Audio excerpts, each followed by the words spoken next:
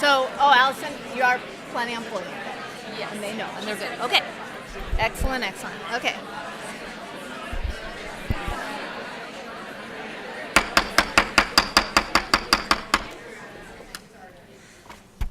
Good evening, everyone. Welcome to 2018. Nice new year to start us off. I will call to order this regular meeting of the Scottsdale Unified School District Governing Board. The date is January 16th, 2018, and the time is 5:03. Please stand for the Pledge of Allegiance. Vice President Hartman, would you lead us in the pledge? I pledge allegiance to the flag of the United States of America and to the republic for which it stands, one nation, under God, indivisible, with liberty and justice for all. Thank you. We'll have a roll call starting from my far right. Sandy Kravitz. Allison Beckham. Pam Kirby. Kim Hartman. Barbara Perleberg. All board members are present, and we do have a quorum. We move right to our item 3, approval of agenda. Are there any requests to amend the agenda?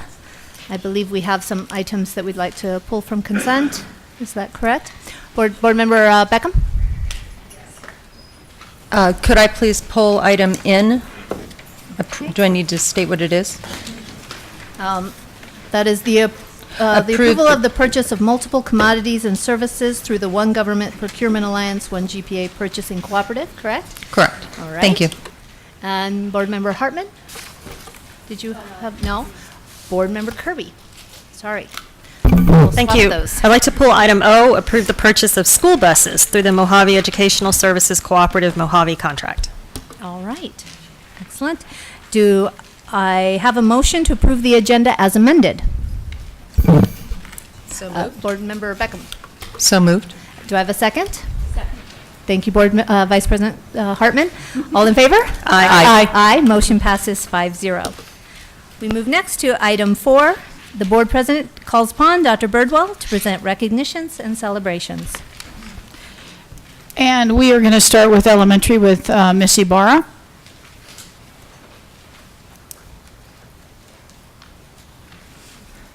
She's over there.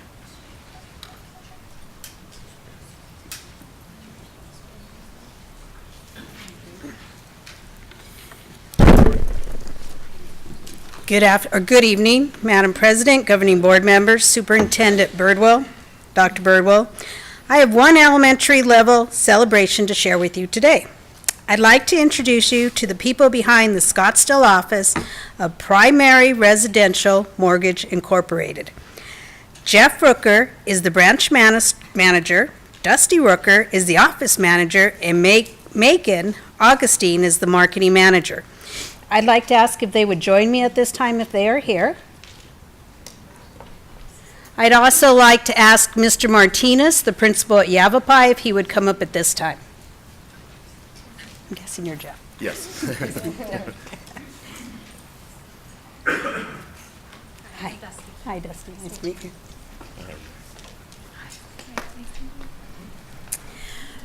Let me tell you why they all came up here. Founded in 1998 and headquartered in Salt Lake City, Utah, Prime Residential Mortgage Incorporated has grown into a nationwide multi-billion-dollar operation with more than 1,800 employees. PRMI is a privately held company that mostly focuses on traditional residential mortgage products. Since the opening in 2010, PRMI Scottsdale branch has grown into a team of trusted and qualified loan originators. It has continuously been named as the one of PRMI's top branches nationwide, helping more than 70,000 borrowers. In fact, the Scottsdale office ranked first out of PRMI's 247 branches nationwide for assisting the most people with their dreams of homeownership in 2016. Congratulations.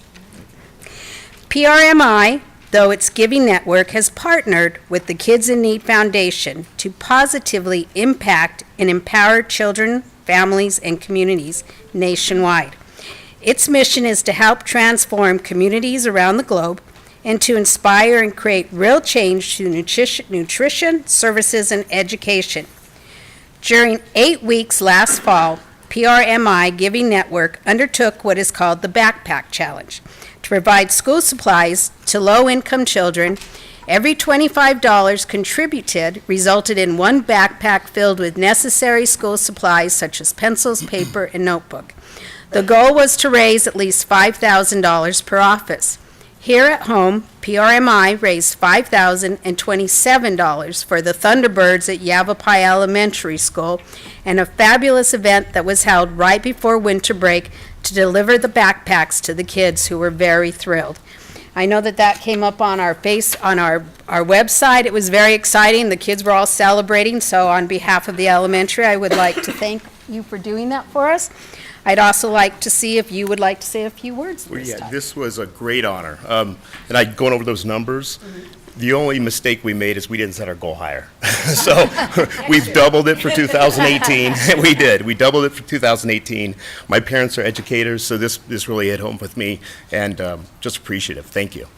Thank you.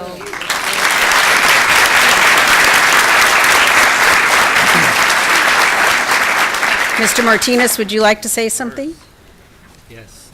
So, Madam President, members of the board, we were the lucky ones. You know, we got the call that we were going to get these backpacks, and just, you know, it's just simply amazing and awesome for us to be recognized that way. And they were excited. We all met in the cafeteria, and they were sitting there, and they saw them, and we made some announcements, and then they started passing them out, and it was just like, what more do you want, you know? It was just a wonderful, wonderful day. So on behalf of Yavapai, and I have Mr. May here, so we want to thank you, and our students, thank you, and it was just simply awesome. So thank you. I mean, you know, it was cool.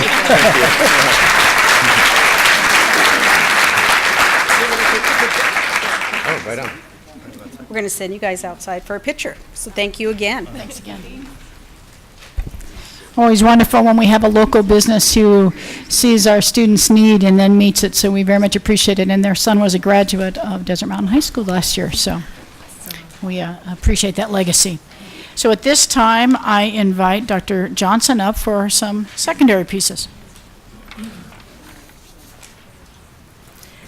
Good afternoon, President Perleberg, Governing Board members, and Superintendent Birdwell. District Fine Arts Coordinator Nathan Johnson and I have a celebration to share with you this afternoon. With the following Chaparral High School students, please join us at the podium. Allison Pear and Alana Colby. Also their art teacher, Marcy Warner, if she is here, and Chaparral Principal, Dr. Angela Chamokos.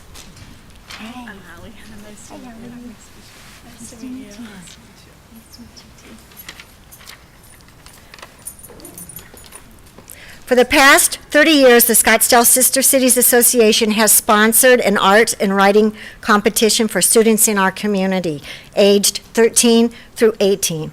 Here to tell us more about it is Nathan Johnston. Good evening, President Perleberg, board members, Superintendent Birdwell, and Sandra.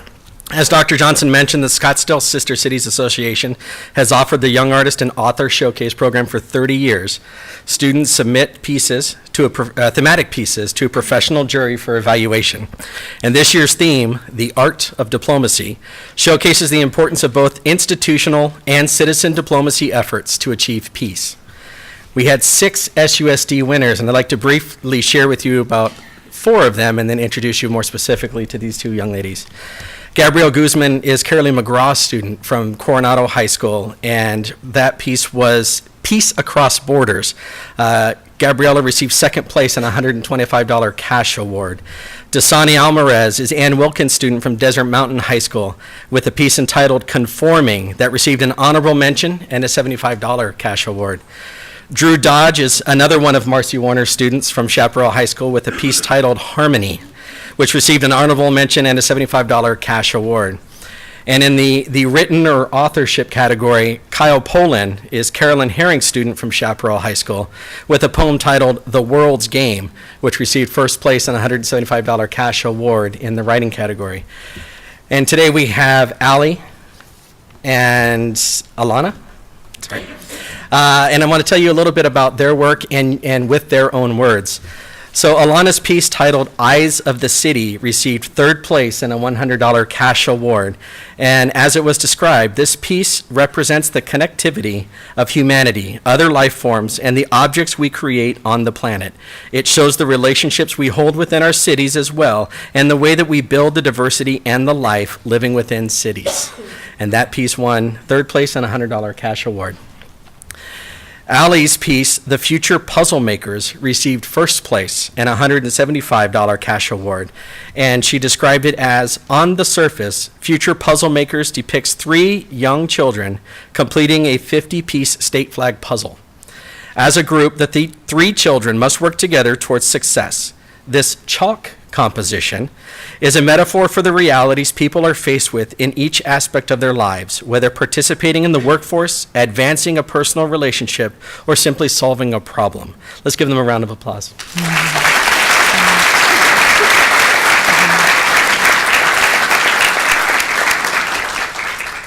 Thank you, Nathan. Allison and Alana, congratulations on your award-winning entries to the 2018 Sister Cities Young Artists and Authors Showcase. We hope you continue to share your considerable artistic talents with us and the greater Scottsdale community. In the meantime, you can see these students' award-winning entries in the South Hall of the Scottsdale Center for the Performing Arts through February 26th.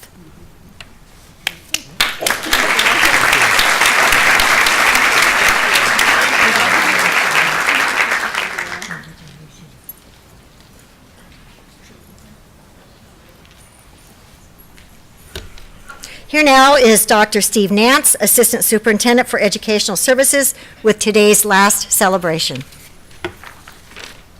Thank you. And I'm going to ask Dr. Johnson and Ms. Abar to come on up or stay up here and help me out. President Perleberg, members of the board. In 1987, the National Board for Professional Teaching Standards launched a certification program for K-12 educators that's widely considered to be one of the finest single professional development programs available to teachers in the nation. The challenging process of becoming a National Board certified teacher usually takes at least 2 years, sometimes longer. Those who achieve certification status report that the process changes the way they think about their profession and has a profound positive impact on the way they teach students. The certification is good for 10 years, so we would like to start our celebration this afternoon by recognizing the 7 SUSD teachers who have recently renewed their certifications, which will now be good until the year 2028. So as I call your name, please come on up here. We have something for each of you, and maybe we could get you to form a line across the front here, and then we will recognize the whole group. From Redfield Elementary School, 2nd grade teacher Megan Kratz.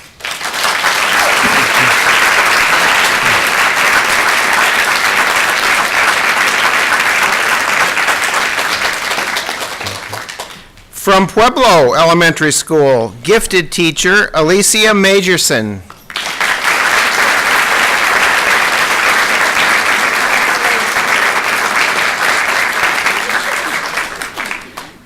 From Cherokee Elementary, learning resource teacher Brenda Nelson.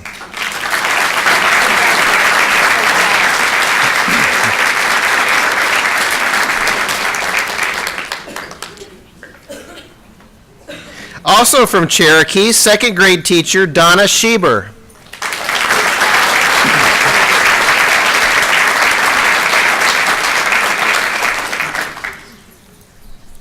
From Kokopah Middle School, gifted teacher Mary Pasco.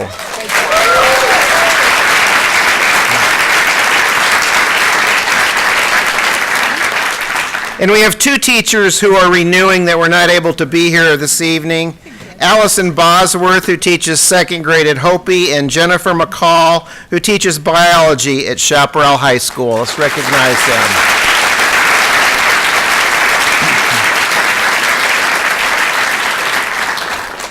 And now we have 10 SUSD teachers who are receiving their new National Board certifications. Please join me as I call your names. From Kiva Elementary, music teacher Bonnie Bizon.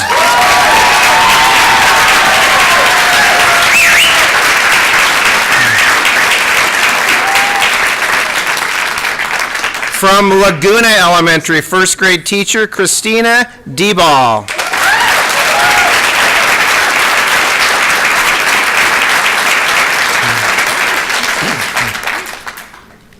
From Arcadia High School, honors and AP math teacher Jennifer Duclos.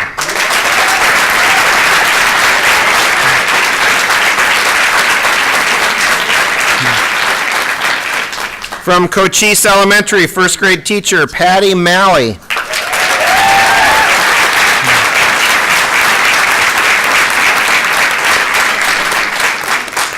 From Saguaro High School, art teacher Michelle Peacock.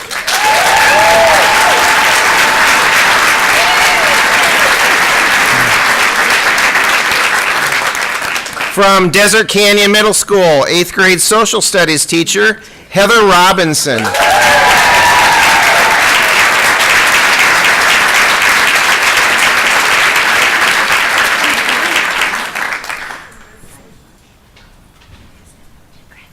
From Cocopah Middle School, art teacher Kathy Serraniero.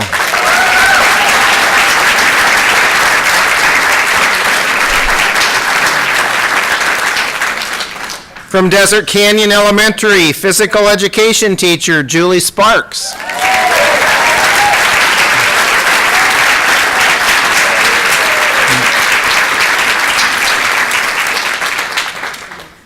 From Mojave Middle School, 7th grade science and robotics teacher Bert Teveld.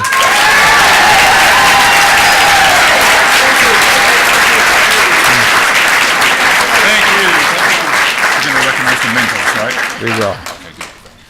From Mountainside Middle School, Jennifer Antrim, social studies teacher, was not able to be with us today, so let's please recognize her.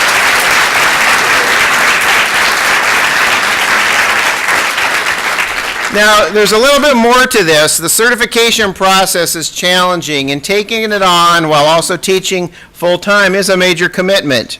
Thankfully, our teachers are supported along the way by a cadre of current and retired teachers who we would like to also recognize today. So if these teachers would please join us up here as I call your name. The team is headed up by Susan Leonard, who teaches PE at Ingleside Middle School.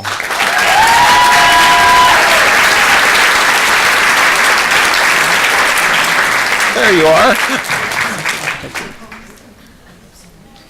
Abby Bobbitt, Laguna, 4th grade teacher.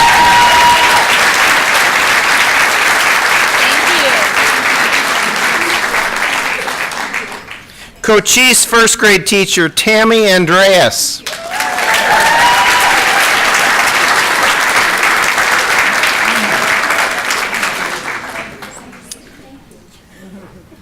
Coming back to help us out, retired Cochise teacher Mary Zongalowitz.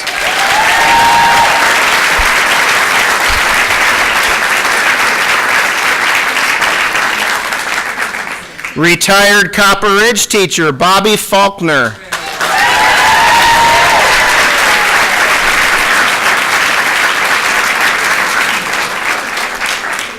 And one more member of the team who could not be here this evening, Debbie Hawkins, who teaches 1st grade at Laguna. Let's give her a hand.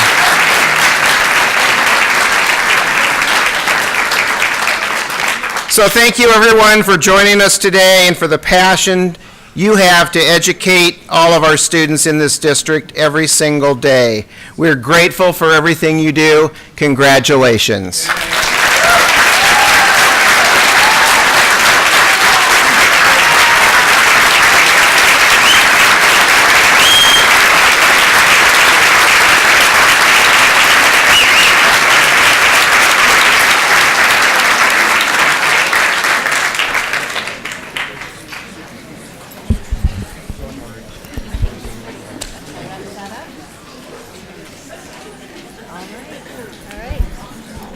Okay.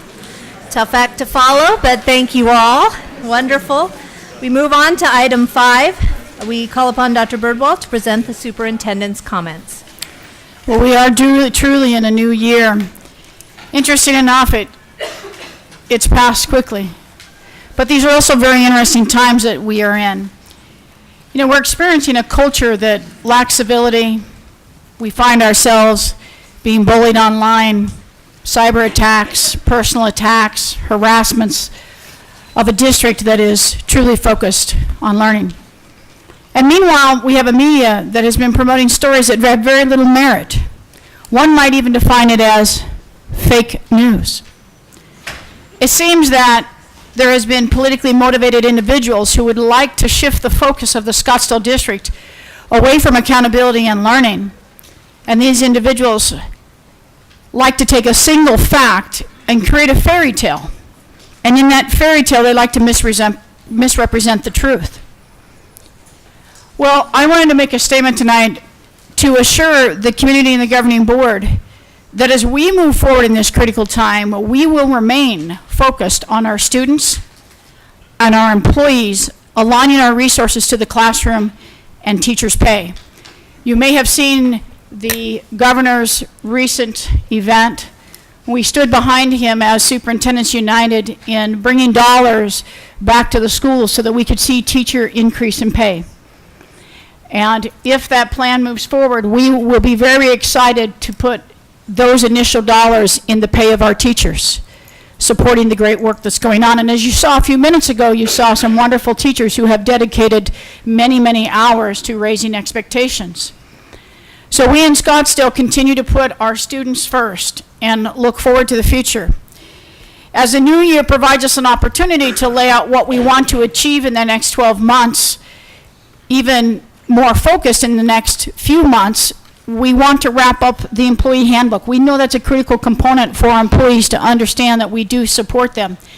The initial work is promising. Much of what did exist in the handbook is being brought over. We look forward to these presentations coming up in the next couple of weeks.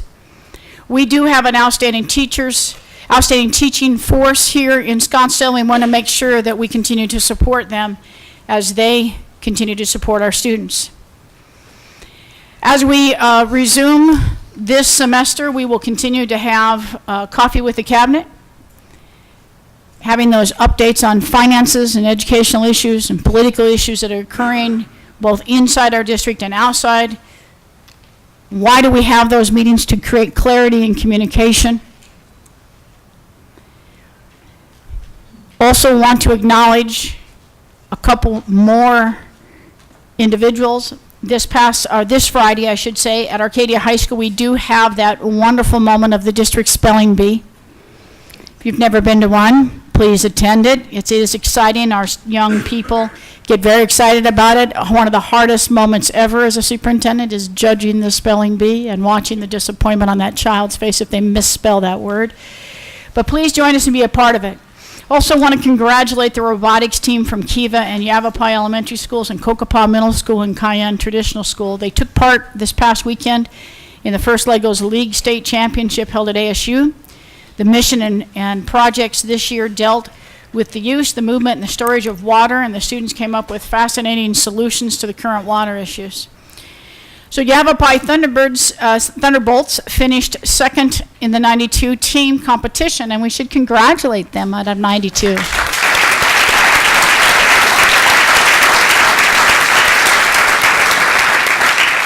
And Kiva won the Judges Award for its proposed solution to cleaning up major oil spills. And for someone who lived in Alaska, oil spills do happen, and you must address those. So thanks for putting that current issue out there.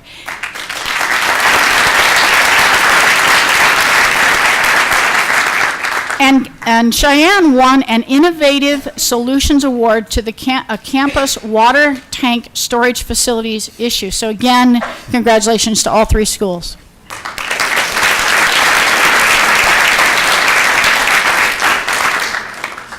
So I encourage us in this new year to find a way to remain positive and focused on students, accountability, and learning, and not let those who choose to derail that mission succeed in such a destructive manner.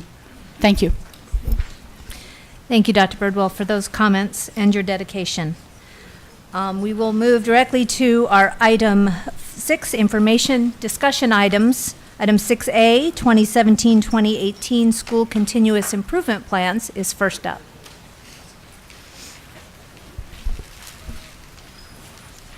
Thank you, President Perleberg. Not to say that the rest of the board meeting isn't exciting, but this is my favorite part. I get to bring up two principals this afternoon or this evening. And my first one, we're going to do a little mix-up. We're going to do a K-8 first. We're going to have Miss Kat Hughes come up and talk about Echo Canyon. And right after her, we're going to do elementary, and we're going to bring Kristen Kinghorn to come up and talk about her school.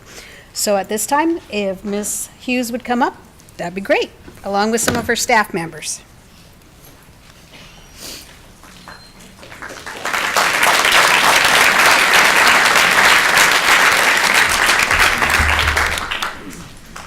Okay, now I gotta get this fandangled thing to work. Hey, look, I've learned something since the last time I was in front of you. Look at that, I got it up. Good evening, President Perleberg, members of the board, Dr. Birdwell, Sandra, Cabinet. I am so excited to be here tonight with part of my team to present a small sliver of our continuous improvement plan for this year. And when I say small sliver, our document is actually 28 pages long. So with that being said, we did limit ourselves to 4 slides, and we will not be here all night. I would like to introduce our team members. First of all, we're going to start with Angeline Chassie, who teaches 5th grade for us at Echo Canyon. She has been with Scottsdale for 2 years. Then we've got, next, we're going to go in order of age, or years in Scottsdale, not age. So we have 7 years in Scottsdale, Marin Velarde, who teaches in our preschool program. World-renowned Marin Velarde. Then we've got Dusty Thomas, who teaches our middle school Math for Success initiative, which is an elective intervention period, and he also helps coach our K-5 math teachers. And then Gloria Keenan, who has been with our district now for 12 years, and she teaches 4th grade for us. The original plan was I would stop speaking at this point and hand it over. Unfortunately, Marin has lost her voice, so I get to talk.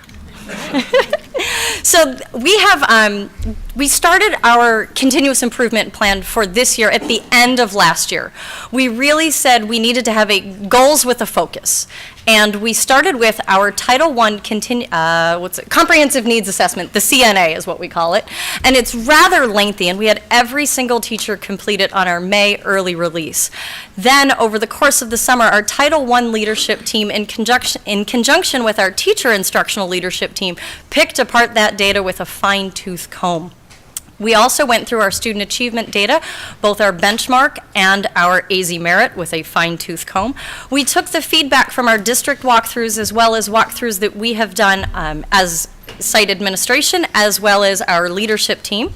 We've also taken some anecdotal evidence. We asked our teachers, what kind of school do you want? Knowing that we made the change from ANLC as a multi-age school to Echo Canyon with looping, we had to have some conversations about what kind of school do we want. We also took that to our PTO and our site council and asked them for some further information. We also, prior to my arrival at ANLC, had participated in the Arizona Math Project, AMP for short, and we were invited last year to do a pretty comprehensive program review, which included the folks from Arizona State University? SCC, thank you, who came out and observed our teachers in the classroom, both those teachers that had been AMP certified and those that had not been through the project, and gave us a 100-page comprehensive document on what our teachers did really well and where we could grow. So we used that feedback to really highlight our focus for 2018 was going to be first best instruction for all kids. With that,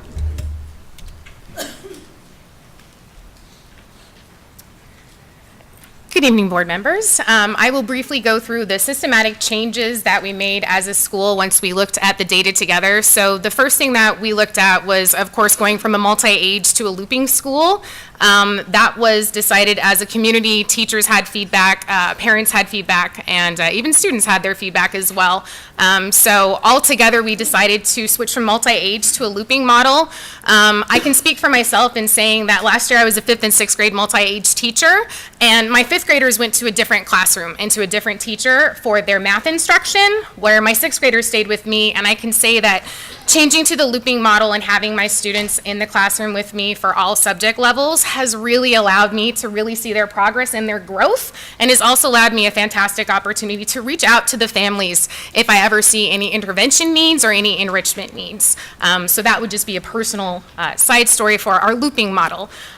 We went from there, and we had a fantastic leadership team, went to the PLC conference. A few of them are here tonight, and we have their picture up there. From the PLC conference, they came back with a lot of great information for us to implement at our school, and one of them was to have a common master schedule. So what we've decided to do at Echo Canyon is we now have a built-in time for the grade levels that we call Jaggy Zone to support the Jaguars. And during that time, that's when services and pullouts take place. Also during that time, teachers are not teaching any new curriculum, so the students that are being pulled out are not missing any new curriculum. That also gives the classroom teacher a built-in time where we can focus on reteaching and enrichment as well of previous concepts that have been taught.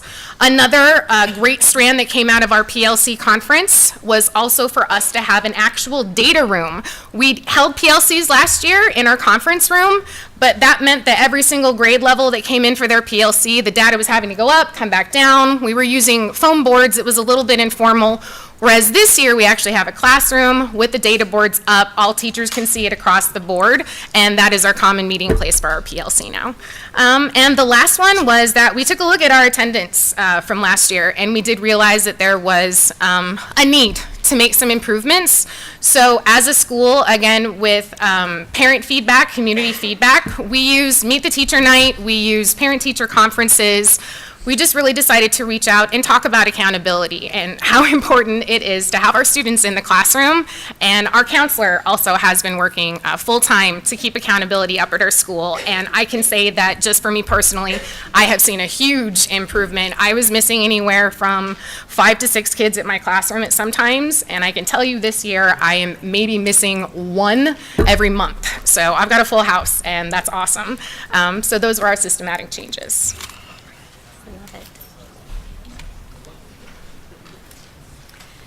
Good evening, board members and Dr. Birdwell.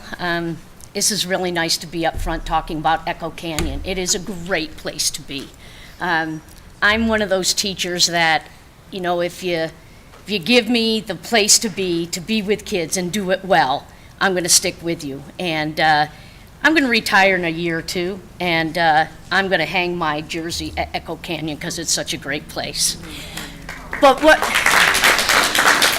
I want to talk to you about tonight is the 25% of grade students will increase a level of AZ Merit Math and ELA. And we've done 4 really specific things at Echo Canyon to help us with this. The first one I want to talk to you about is the math initiative. We were lucky enough to be included in the Coronado Math Initiative. So people from Coronado Complex, thank you for including us because it has been fantastic for us. With the looping, there's only 2 teachers at each grade level. I mean, we got good brain power, but when you have a class or a room of 4th grade teachers talking about math, whoa, you walk away feeling like I can go and do that, or man, I really messed up here, but I know what to do now. And, you know, creating the CFAs and really knowing, you know, tearing apart those standards so you know them well, going back in and really helping us to prepare better for our daily lessons so our kids, everyone's learning the first time around, and if they need a second time, we know what to do. In classroom instructions, that is an area that Kat really took on to help us in a way that sometimes when you go to the drinking fountain, like you want to try something new and you go to the drinking fountain and it's like a fire hose from the fire truck and you're like, oh, I can't take that much in. Kat, being the wise woman that she is, she said, okay, we're going to do this, but we're going to do it in a way in which you have a chance to learn about a strategy. It was staff-wide, so that we could come back and read about it, have a discussion. How are you going to put that into your classroom? How are you going to infuse it? And then, once we did that, sharing all the celebrations and some of the difficulties. But those teachers, including myself, who had some difficulties, there were a group of people who are your community members who are saying, yeah, that happened to me, and this is what I did the second time, and it really worked out much better. So it's just a great way for the staff to move forward together, piece by piece. And we've done it through a book study. And the book study is Instruction That Works, Research-Based Strategies for Increasing Students' Achievement. And I believe that's beginning to happen at Echo Canyon. The next thing is thinking maps. So Kat comes in, she's a certified thinking map instructor. And so she said, so, what about thinking maps? We're like, yeah, we've done that before. And she said, well, are you doing it now? And we're like, So last year we got started with thinking maps. And the cool thing is, I've been teaching for a while. I taught before I got to Scottsdale. And I was like, yeah, I know how to use thinking maps. And then, so Gloria, I haven't seen you use any in math. So I go over to Dusty. Dusty, how can I use thinking maps in math? But the thing that was happening was at our staff meetings, when we were discussing how things were used, when we had pictures of how teachers use it up in the classroom, it began to be that place where you're not fake it till you make it. It's there, and you're doing it. And your kids are just clamoring for all the structure that offers, particularly the kiddos that are ELL students. It really helps them to take an abstract idea and put it into concrete, which is where they survive. The abstract, that's really, really tough. Get it to a concrete where they can make that connection, you're good. And the last thing I want to talk about is vocabulary professional development. So this is a topic that's really true to my heart.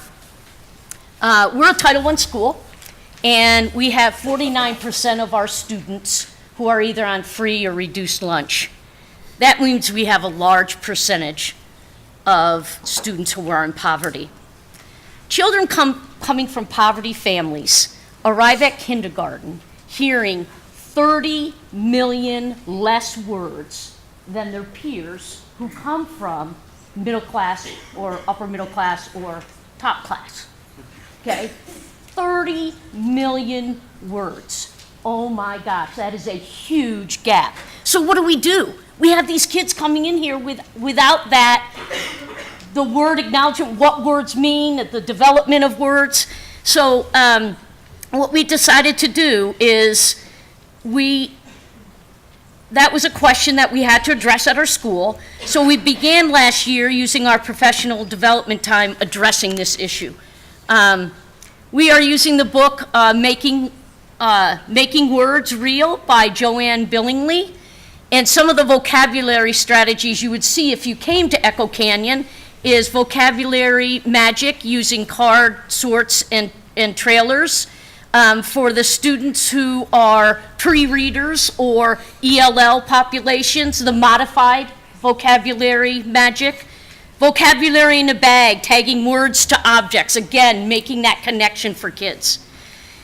Emblematic and iconic gestures to build word and content knowledge. We know that what helps tackle vocabulary gaps is developing and implementing effective strategies to build academic language. That's what's going to shrink that gap, and that's what we're doing at Echo Canyon. Thank you.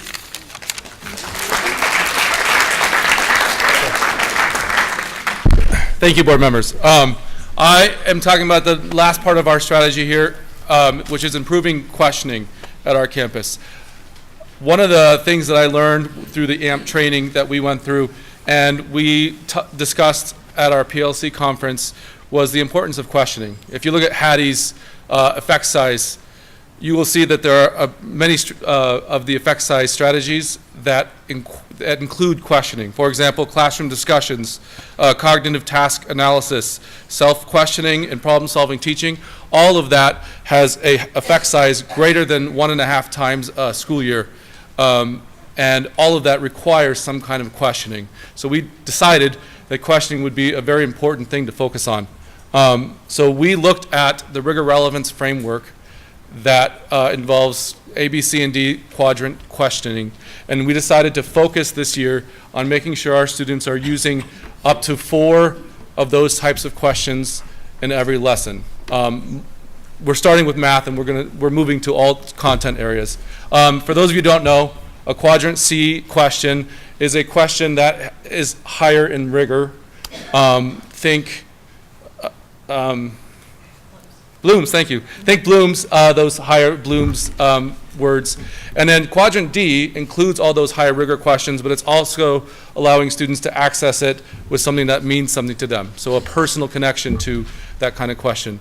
So I'm sorry it's not nearly as long as Miss Keenan's here. But yeah. So that's what we're focusing on. We've had a few different PDs. Our rigor PD earlier in the year, that was a half day. We spent getting the staff to know what the rigor and relevance framework was. A little bit later on, we did another PD that I led with another teacher, and we really focused on what is a quadrant C, quadrant D question. How can we start getting those implemented into our everyday teaching? How do we plan for that? What is it that we are doing to get the students talking and thinking like scholars? Okay. And really, the idea today with having teachers present is we wanted to highlight the professional development and just the increased understanding of our teachers and how that is really making a difference for our students. We were proud of our B. We're going to be prouder of our A when it comes, and we're working really, really hard. So with that, are there any questions?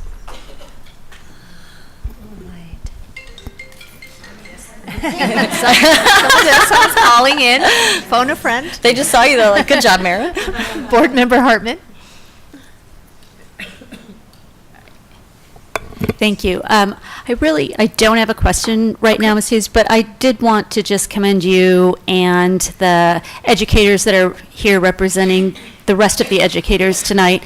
I realize that many of the programs you're probably talking about, whether it's the book study or a professional development or AMP, takes personal time as well as, the 9-to-5 job, right, that you have. And it's really going to, I can't wait to look at the AZ merit scores, but to tell you the truth, I don't need to see the scores. I just see it in your enthusiasm, and I know the kids are benefiting from it. So thank you so much. Thank you. Board Member Kirby. Thank you. Somewhat echo what Vice President Hartman just said. What came across to me was just the sincere enthusiasm. Marin, put it on silent. Those are job offers. But the truly sincere enthusiasm, and I could tell that each one of you were speaking from your heart. And I want to let you know as a board member how much I appreciate that, because what you're clearly doing is you're finding, using the professional development effectively to find the ways to meet the individual needs of the students in your community. And that's what we've been trying to do in the district. And I see it alive in Echo Canyon and all of you and in your hearts. Thank you very much. So thank you. Go make me cry.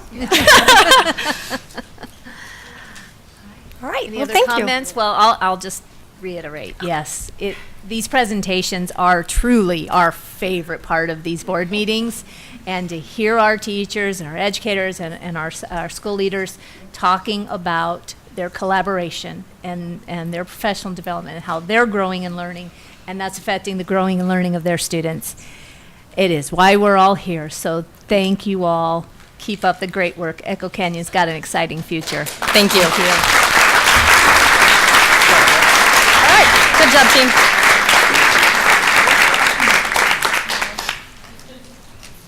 Thank you, and at this time, I'd like to call up Kristen Kinghorn and her staff members. I feel like I'm really short behind this thing and nobody can see us. You are a little I am a little bit.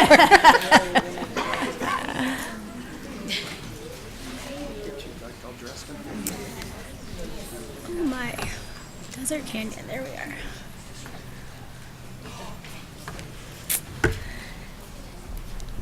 All right, we're all here, we're matching. We have our spirit. Good evening, Madam President, governing board members, Dr. Birdwell and Sandra.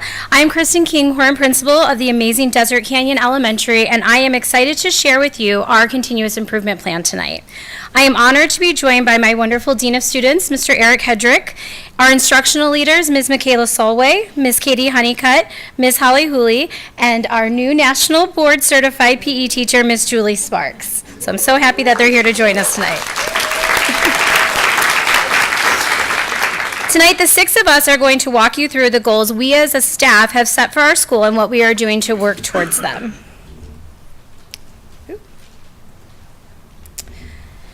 Like our other schools have presented before, we also have 2 academic goals, one in ELA, one in math, a rigor goal, communication goal, as well as a culture goal.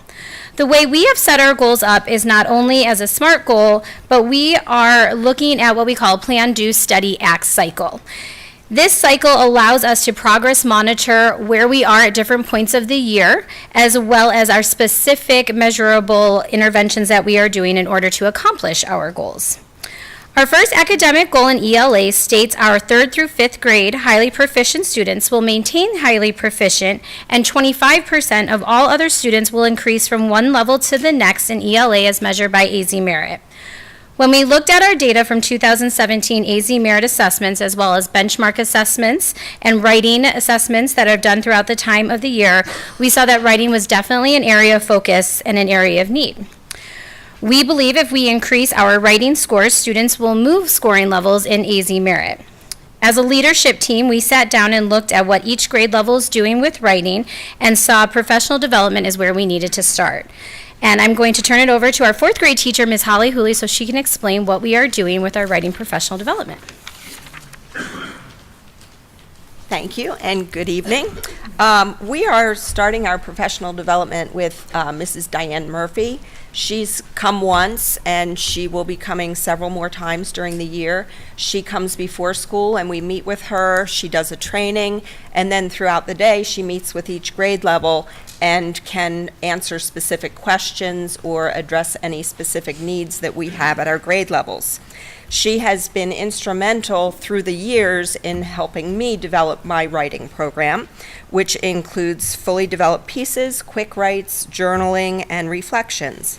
Weekly, my students write a reflection letter narrative, and they choose 3 subjects that they want to reflect on from the week. I give the students written feedback on their letters, and then they look at that feedback and then create 2 writing goals that they work on over a 3-week period. Each week, prior to beginning their new reflection letter, they have to go back, look at their goals, analyze my feedback, and score themselves. This self-evaluation encourages them to take ownership of their own learning. Journaling allows them the opportunity to just write freely. I don't read the journals. They pull them out whenever they want, or I may give them a prompt to write on. In the back of the journals, they're going to start, haven't started yet, but they're going to start making a list of wonderings based on their learning for a future research project that we'll try and do after AZ Merit. We use quick writes to help them practice their writing skills in a single sitting. These quick writes can be used as an assessment of student understanding of concepts when they're writing about their learning in math or science, social studies.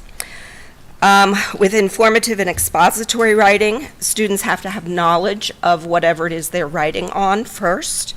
So we practice note-taking and making sure that the notes that they're taking are in their own words. They gather their information from either read-alouds, articles, anchor texts, videos. Sometimes we have them do a combination to practice that skill for AZ Merit. After they take their notes, they collaborate with other students in the classroom to talk about what they've learned, share their information so that they have another way of gathering more information that they may have missed. They then use the thinking maps that we use to organize their information and begin, after that, their draft. During drafting, I have them stop after a mini lesson, and I'll say, now I want you to go back and revise what you've already written. Don't write any more. Go back and do some revisions on this skill that we just learned. And that becomes their practice for this skill. When the drafts are finished, I have a final conference with them, giving them suggestions in some cases to go back and revise again before they do a final copy. Or some of the students, I actually have them do the revisions right there with me, depending on the individual students. So hopefully all of these activities will help our students who are already such good students academically make progress in their writing on the AZ Merit. Thank you. So as pictured above, our data room reflects how students are doing on their ELA benchmark assessments. Teachers meet weekly in PLCs to review assessment data and plan specific targeted intervention to master all grade level ELA standards. Intervention takes place in a variety of ways. We currently offer pull-out reading intervention 3 times a week to students in all grades with the help of PTO dollars. We are so fortunate that we have a retired certified teacher who has come back to us to help our struggling students to reach proficiency. Teachers also work together in their PLCs to plan their intervention blocks. Teachers group students on specific skills that need to be mastered, and each teacher then takes a different group and targets individual skills. So that is our ELA goal. Next, we will talk math. Thank you and good evening. As Mrs. Kinghorn mentioned previously in ELA, our math goal might sound somewhat similar. We took a look at our data and we decided that we're going to aim to have all of our highly proficient students from last year in math maintain that proficiency level, and then we're going to jump up 25% of the rest of the students to the next level. We have a few ways that we're going to accomplish that. We offer accelerated math at Desert Canyon. We also have our students involved in Engage New York, and there we get the rigor, the critical thinking skills, and the kids are really enjoying that program. Edgenuity or Path Blazer is how we reach our students who are performing lower. We want to provide some of those interventions to bump them up. And then STEM, again, is another level of rigor and allows our students to unpack math problems in a variety of ways. You can walk into a first grade classroom and see a problem of the day that students have created that's very STEM based. If you look at some of our benchmark data, you can see that our third grade team had a challenge at the beginning of the school year when we noticed that our initial benchmark revealed a 16%. To give you an example of the amazing work done by our staff, we sat down with them as a PLC and we really made sure that we were aligning our curriculum with our level of instruction and our assessments. And we're really proud of all their hard work because they were able to actually jump up to 64% on this most recent benchmark. Which we're really proud of. And again, we attribute that level of success to this combination of STEM as well as the critical thinking skills that come through Engage New York. We're really proud of that. Again, on STEM, if you look over on the left side there, we are very proud of this wonderful poster created by our third grade teacher, the talented Mrs. Honeycutt, who was able to take a look at the engineering and design process and actually model it after our mascot. And so for Cubbies, you can see that we've actually been able to use those words very colorfully to align kids to that process. And it's really fun to watch students use that to take apart a math problem and communicate with their table mates. McKeesa, we're really fortunate that we are able to work with McKeesa this year. And we've had a year-long professional development. And the great thing about this opportunity is it's not so much how can we teach STEM or what are some great STEM activities. It's that leadership piece of how can we go back and get our staff to move further along from an exploratory model to an immersion model, which is what we're targeting. And then more on this with Mrs. Honeycutt. I'm just going to jump a little bit on what Eric already shared. I'm Kenny Honeycutt. I'm the third grade math teacher. I teach the accelerated math class. We are very fortunate that we have a great number of students that are achieving in math, but the problem is okay, how do we maintain those kids? So we have Accelerated math classes offered in 3rd, 4th, and 5th grade. So we have actually 2 3rd grade accelerating math classes. So we're really working hard with those kids to make sure they maintain highly proficient. And we do a lot of work to look at their scores and how they're doing. And we have data binders in our K through 5th grade classrooms. And all the kids are looking at how are they performing, what are their goals, how can they improve, and how can they continue to get better. So.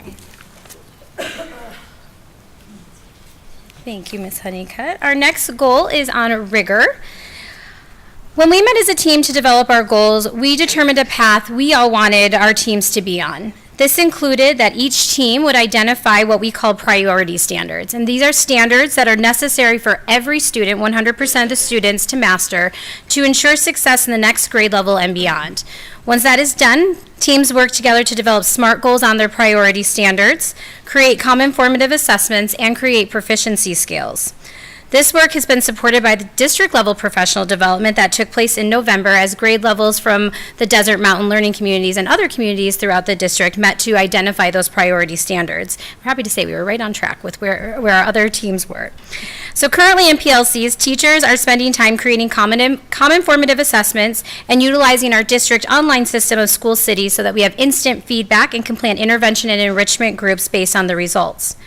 In order to ensure rigorous lessons are being presented, instructional walkthroughs are happening on our campus. Here to talk about our instructional walkthroughs is one of our first grade teachers and instructional leader, Ms. Solway. Says she needs a step stool.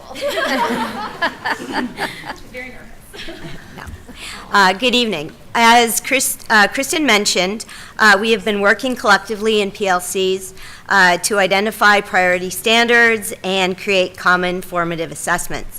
To further help us meet our rigor goal, we have introduced instructional rounds into our community of learners at our school. We use instructional rounds as a way for all staff, K-5, including specials teachers, to observe, model, and apply best teaching practices. Our instructional leader team created a checklist to guide teachers as they observed in classrooms. We focused on engagement strategies and levels of learning, including depth of knowledge and Bloom's taxonomy. Each grade level, together with an instructional coach, had a chance to visit a classroom, observe, and then debrief. Specials teachers who had never been in classrooms before were enlightened. Following our instructional rounds, we surveyed our staff, and the results were overwhelmingly positive and also reflective. We now plan to use our results-based funding to bring in subs to increase our observation time from 30 minutes to half a day, and hopefully partner with a sister school. Thank you. Thank you, Ms. Solway.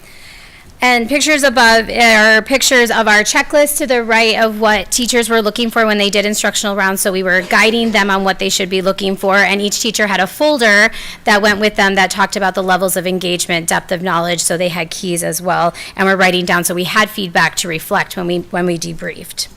Finally, we want to ensure our students are aware of what they are learning, why they are learning, and how they will know they have learned it. Each staff member attended our December professional development on learning targets. We went through the background of why learning targets are important and how objectives posted on the board is one thing, but do students know what they are learning and why they are learning it. Teachers have now started incorporating a so why, as we call it, into their objective, as well as how students will know they have learned it. The picture above is one of our first grade teachers and her objectives on the left. And she has the objective of, I will make a table because it helps me to use place value. She has taken what students will be able to do at the end of the lesson, which was make a table, and related it to the bigger concept of the unit, which was place value. Next, we are working on how we are adding how students will know they have learned it, such as, you know you will have learned it when you create a table using tens and ones. So Mr. Hedrick is going to talk about our communication goal.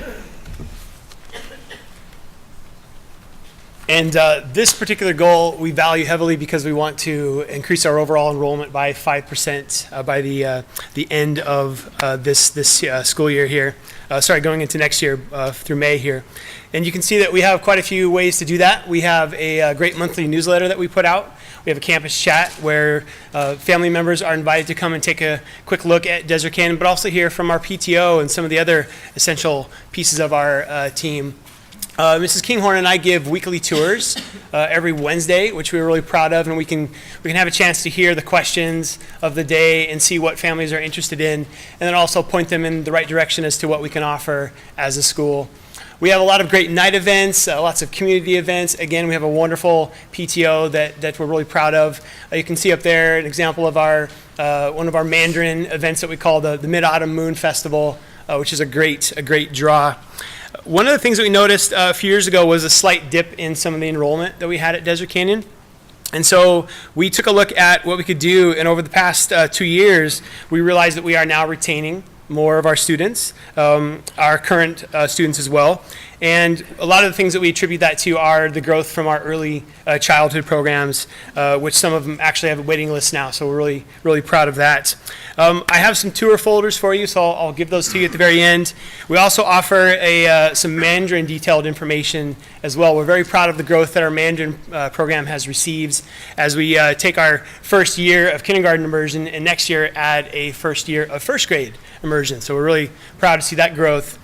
And in this particular folder, we offer parents an in-depth look at just the world of Mandarin, what it looks like in the workforce to understand what Mandarin can do for students. And with dual language, we always point to parents how this really increases their level of critical thinking. Obviously, their level of understanding Mandarin and their communication within that language, but the brain development is just astronomical, and we're really proud to have our parents talk about that. And also in this folder, we offered information just on the track of what it looks like from a kindergartner's experience through 5th grade and what that looks like at the very end after accessing 5 or 6 years of that language. I can present you with some of that tour information. We're also proud of our media coverage. We've had a few, as referenced by that one photo right there, on the left side. We've had some of the local media members come out and interview our Mandarin teachers and see what we can offer those little kindergartners. We're really proud of that. And we want to encourage you to join us on Twitter. You can take a look at teachers putting learning targets up in their classrooms. You can also see some of the events that we have on display. Our Cub of the Month, a lot of the fun things that we do to build community are often on display through our Twitter. So I want to encourage you to follow with that. You're on there today as King George. Yes. Finally, our last goal is on culture, and our last goal is to embrace what we are calling a culture of excellence through effective PLC collaboration. When we met our first week back, we brought together our entire staff, and we asked each team to talk about what are 3 to 4 norms that all students and staff need in order to be successful, because we're really embracing all means all. And I'm happy to say that all staff came up with the exact same norms, which means, hey, we're on the same page. So what we have created is what we're calling a culture of excellence. And that is really what we believe is going to help maximize our student achievement. And so we have 4 norms that we have at Desert Canyon, and they are be ready to learn, do your best, work together because helping others helps you, and be growth-minded. And the one thing that I'm bringing up Mrs. Sparks to talk about, the culture of excellence, it's not that it's happening in the classroom, it's happening all over campus. So I'm very excited for Mrs. Sparks to come up and talk about what that looks like in PE. Hello, I'm Julie Sparks, and I teach physical education at Desert Canyon Elementary School. The art, music, and physical education specialists at DCES have nearly 100 combined years of experience. We've won numerous awards, model a growth mindset for our students, and believe that all means all. We set high standards and expect each student to be prepared to learn and work together. When we demonstrate these attributes, our students notice and aspire to as well. When there is a concert, or an art show, or a field day, we are all there because they are our students. We know what's going on in our school because we're involved. Renee Suderman, our music teacher. She does the morning announcements every day. She volunteers twice a week with our preschoolers so that they can have music class.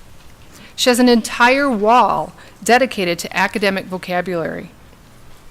She volunteers with a youth choir after school, and she was named a Scottsdale Charles Outstanding Educator in 2014-15. Shelley Allende, our art specialist, worked closely with our PTO and student body on There's Only One You Rock Garden, where each student painted one-of-a-kind rock to represent their own uniqueness. She teaches after-school art classes and also was nominated as a Charles Outstanding Educator this year. And even though we have to share our band and strings teachers, we still claim them. They're ours. We're proud of them. Albert Allende, our strings specialist, has shared the stage with world-class performers such as Yo-Yo Ma. He was invited to audition for the New York Philharmonic.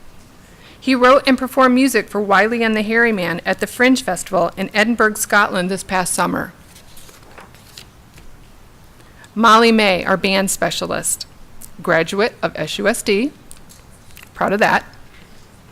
She led our fifth graders to play middle school level music at the Desert Canyon Middle School band concert, even though she only sees those students twice a week. She's also co-chair of the Arizona Music Education Association's Middle School's All-State Band. Julie Sparks. I've been a Charles Outstanding Educator 3 times and won several awards from the American Heart Association for work with Jump Rope for Heart. Our students keep sportfolios.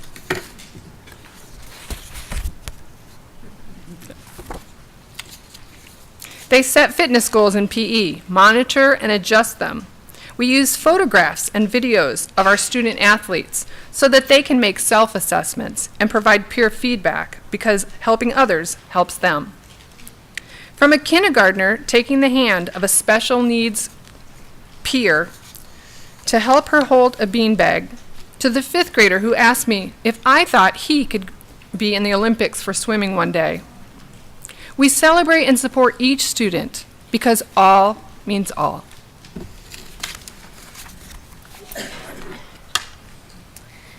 We are truly, truly proud of the culture we have at Desert Canyon Elementary. You can walk into any classroom and see how students promote and live the growth mindset. Students create goals in all areas of school, not only in academics, but as you heard, in fine arts, as well as personal goals. We celebrate our students' successes through various programs such as our Cub of the Month, where we honor our students and even our staff members for their perseverance, hard work, positive attitude, and character. And thank you to President Perlerberg and Board Member Kravitz, who attended one of our Cub of the Month celebrations, where we were able to honor our facility coordinator, Mr. Watson, who is the prime example of what integrity and hard work means. We are extremely proud of our students, extremely proud of our staff and the hard work and the dedication that they have that are going to help move us forward. And I will take any questions or comments you have. Thank you. All right. Vice President Hartman. Thank you. First of all, outstanding presentation. And just 2 comments, really. It wasn't lost on me that you focus on rigor, communication, and culture, and I think that's a very holistic way to look at moving the school and the entire community forward. So thank you for kind of that overall view and approach. I also want to acknowledge what your presentation did for me, and I hope it did it for others as well, because kind of as a board, we talk about these high level, they sometimes sound like scary things when we talk about policy and strategy. But what I see you all doing is literally operationalizing it. And what I mean by that is we talk about hiring great leadership. It starts there. Then attracting and retaining the best talent, our educators, it's right there. And then setting specific goals. Each of you articulated clearly the goal to retain high proficiency and 25% increase for the levels below it. So you're very clear on what your goals are. And then we talk about things like adding additional professional development days and making sure those are a combination of district and site driven. And here you are executing brilliantly on what that means and how to use those to enhance yourselves, from just a professional development standpoint, as well as obviously how it benefits the students. And then last but not least, us getting out of the way so that you can do what you need to do. But I really just want to underscore that, because this doesn't happen overnight, but it's happening. And it's because of putting all those things in place with your input that's getting us in that place. So thank you so much for so clearly articulating what your strategy and goals are. It's just whatever we can do to support you, we want to do more of it. So thank you.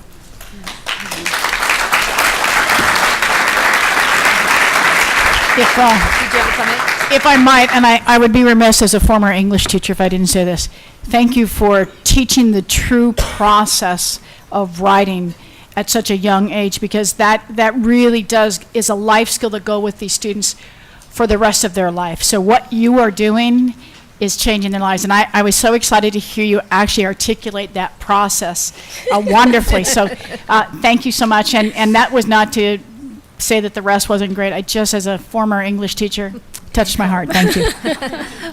Board Member Kirby. Thank you. We always talk about how Scottsdale Unified is a very diverse district, and I think that the two presentations tonight couldn't have been a better representation of the challenges that brings to leadership.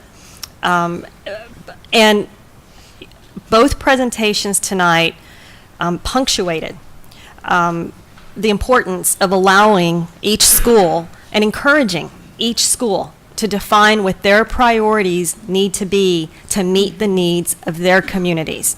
And I am so grateful for all of your work and Echo Canyon's work. Board member, did it again. Vice President Hartman talked about how you guys did a good job of demonstrating how you're operationalizing the strategy. And I wrote down a specific example because I felt that too. You did a great job of articulating how your team is using the benchmark testing to drive instruction to ensure that your students continue to academically grow. Gone are the days of testing just for the sake of testing. Right. So thank you. And finally, the culture of excellence. I know it's not just going to be another tagline at Desert Canyon. It's you're making it come alive. So thanks. You are all making it come alive. Yes, thank you for all the incredible work.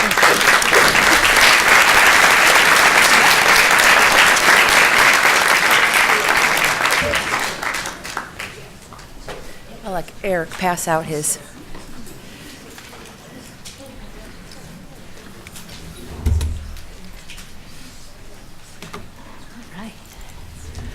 Madam President, members of the board, Dr. Birdwell, I'm going to introduce middle school this evening for us. I know I took you by surprise there, didn't I? Yes. I have the privilege of inviting up our Mojave Middle School staff members. Come on up. And I also have the privilege of doing the introduction of their principal. So with us this evening, I'm going to turn it over to Mr. Chris Asmussen and his team.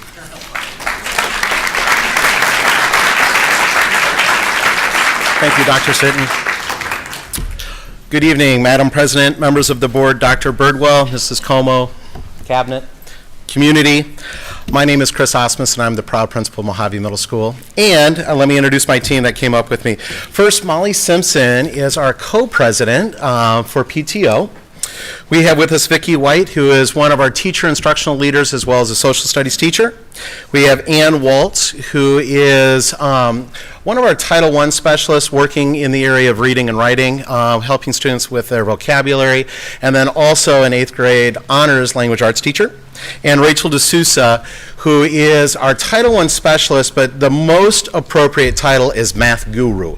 She is the person that really keeps our math team together, making sure that all of our students are learning at high levels, particularly in the area of mathematics. All right. At Mojave, we've spent quite a bit of time Matter of fact, back in 2015, 2016, we began the conversation about culture. And our presentation tonight is going to really talk about how culture drives into academics and how culture really is the driving force behind our school. Years ago, 2 years ago, we began talking as a community, as site council, teachers, parents, community members, about what is it that we value at Mojave Middle School and what is important to our students. Dealing with the middle level learner, not only do we have to focus in on academics, but social, emotional, and physical needs are so important, and you can't get to academics unless you have social, emotional, and physical taken care of. We want to make sure that our kids love school, get in the door, and so sparking intellectual curiosity is very important to us. We do that through a robust fine arts department, band, strings, choir, having opportunities for students to perform, academic clubs such as Robotics Future Cities, having opportunities for kids to get connected to school in those ways through clubs, after school tutoring, before school tutoring, during lunchtime tutoring, making sure that students have opportunities to learn at all times.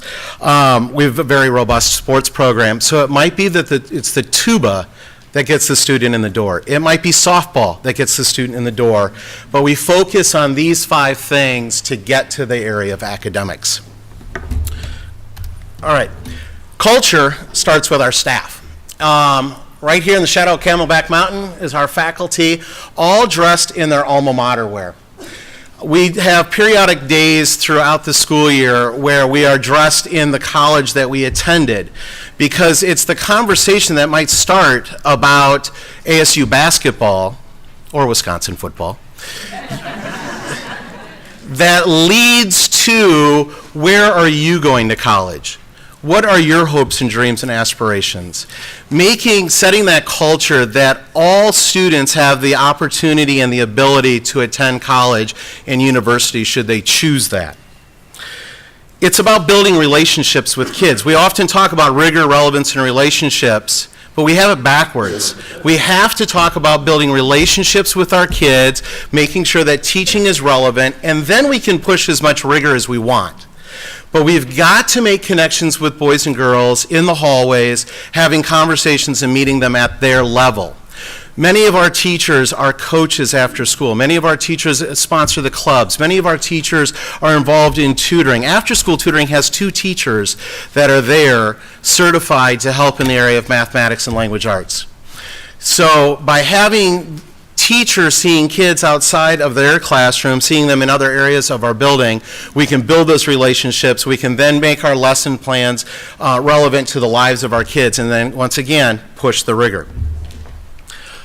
College bound is really beginning with the end in mind. That's what we talk about often at Mojave. Once our faculty has that culture, it then partners with our students and our families. In the center there, Mojave is a middle school PBIS gold medal winner through BETC, the, I gotta look it up, hold on, Behavior, Education, and Technology Conference, sponsored by PBIS Arizona Department of Education, and then also some vendors. We've got our kids bought into this culture that we practice respect, we accept responsibility, we work together, and safety matters. What was put together years ago has now continued to grow organically with our faculty, our staff, our assistant principal, and now is creating that culture within our kids. As we transition off to the left, we have a class on our campus that we call Habits of Study, because it means a lot more to our kids and our families and our moms and dads when we talk about Habits of Study. It is our college and career readiness course. We have 6 classrooms of students, over 160 students that are learning how to take and study from their Cornell notes. They are learning how to support their claims with evidence and reasoning. They are learning to stay organized, and they learn to ask for help when they need it. They learn to speak publicly and give presentations, and all those things that go into scholarly behavior, a specific class to that. And through our partnership with Comerica Bank, we've been able to, this year we went up to NAU. We were able to tour their campus, see college life, spark that intellectual curiosity that is keeping the kids in the door and wanting to learn and do more with their academics. All right. The center picture up top is where we've reached out to moms and dads, and we are offering parenting classes on our campus on how to work with teenagers. Teenagers can be tough. And so we've offered classes during the day. We have another round of parenting classes that are going to be offered in the evening to partner with moms and dads. And speaking about partnering with moms and dads, our PTO has grown and expanded over the last years to the point that we now are setting tables for 20, 25 people to come to those meetings and to partner with our school and to help us out. To speak more about PTO is Molly Simpson, our co-president with PTO. Thank you, Chris. Good evening, everyone. I'm a proud member of the Mojave PTO. The parent and student community has come together with teachers, faculty at the school to create opportunities that strengthen our school community as a whole and further promote a culture of scholarship through supporting our school teachers and the students at Mojave. Community building events such as our annual talent show. I think there might have been a picture for this. Go ahead, hit the button. All right. Which button do I hit? The right arrow. All right. Boom. Middle center. All right, our talent show, which is pictured here, we had standing room only. It was such a fun evening. We had all of our talented Mojave students performing. It showcased not only our students at the school, but also talented students from one of our feeder elementary schools' 5th grade choir. This family-friendly event was enjoyed by both our middle school and elementary school communities, and it provided a real-life opportunity for the younger kids to experience an enriching event on our campus. For some of those students, it was the first time that they'd ever been to a middle school campus, so it was really neat, and they were very excited. Mojave Talent Show participants received T-shirts to commemorate their achievement in the show. The Mojave PTO then visited the elementary choir students on their campus to recognize 5th grade choir participants on their morning announcements, presenting them with Mojave T-shirts as well. This is just one example of the fun community building events PTO supports. On the other side of this coin is PTO's support of scholarship at Mojave.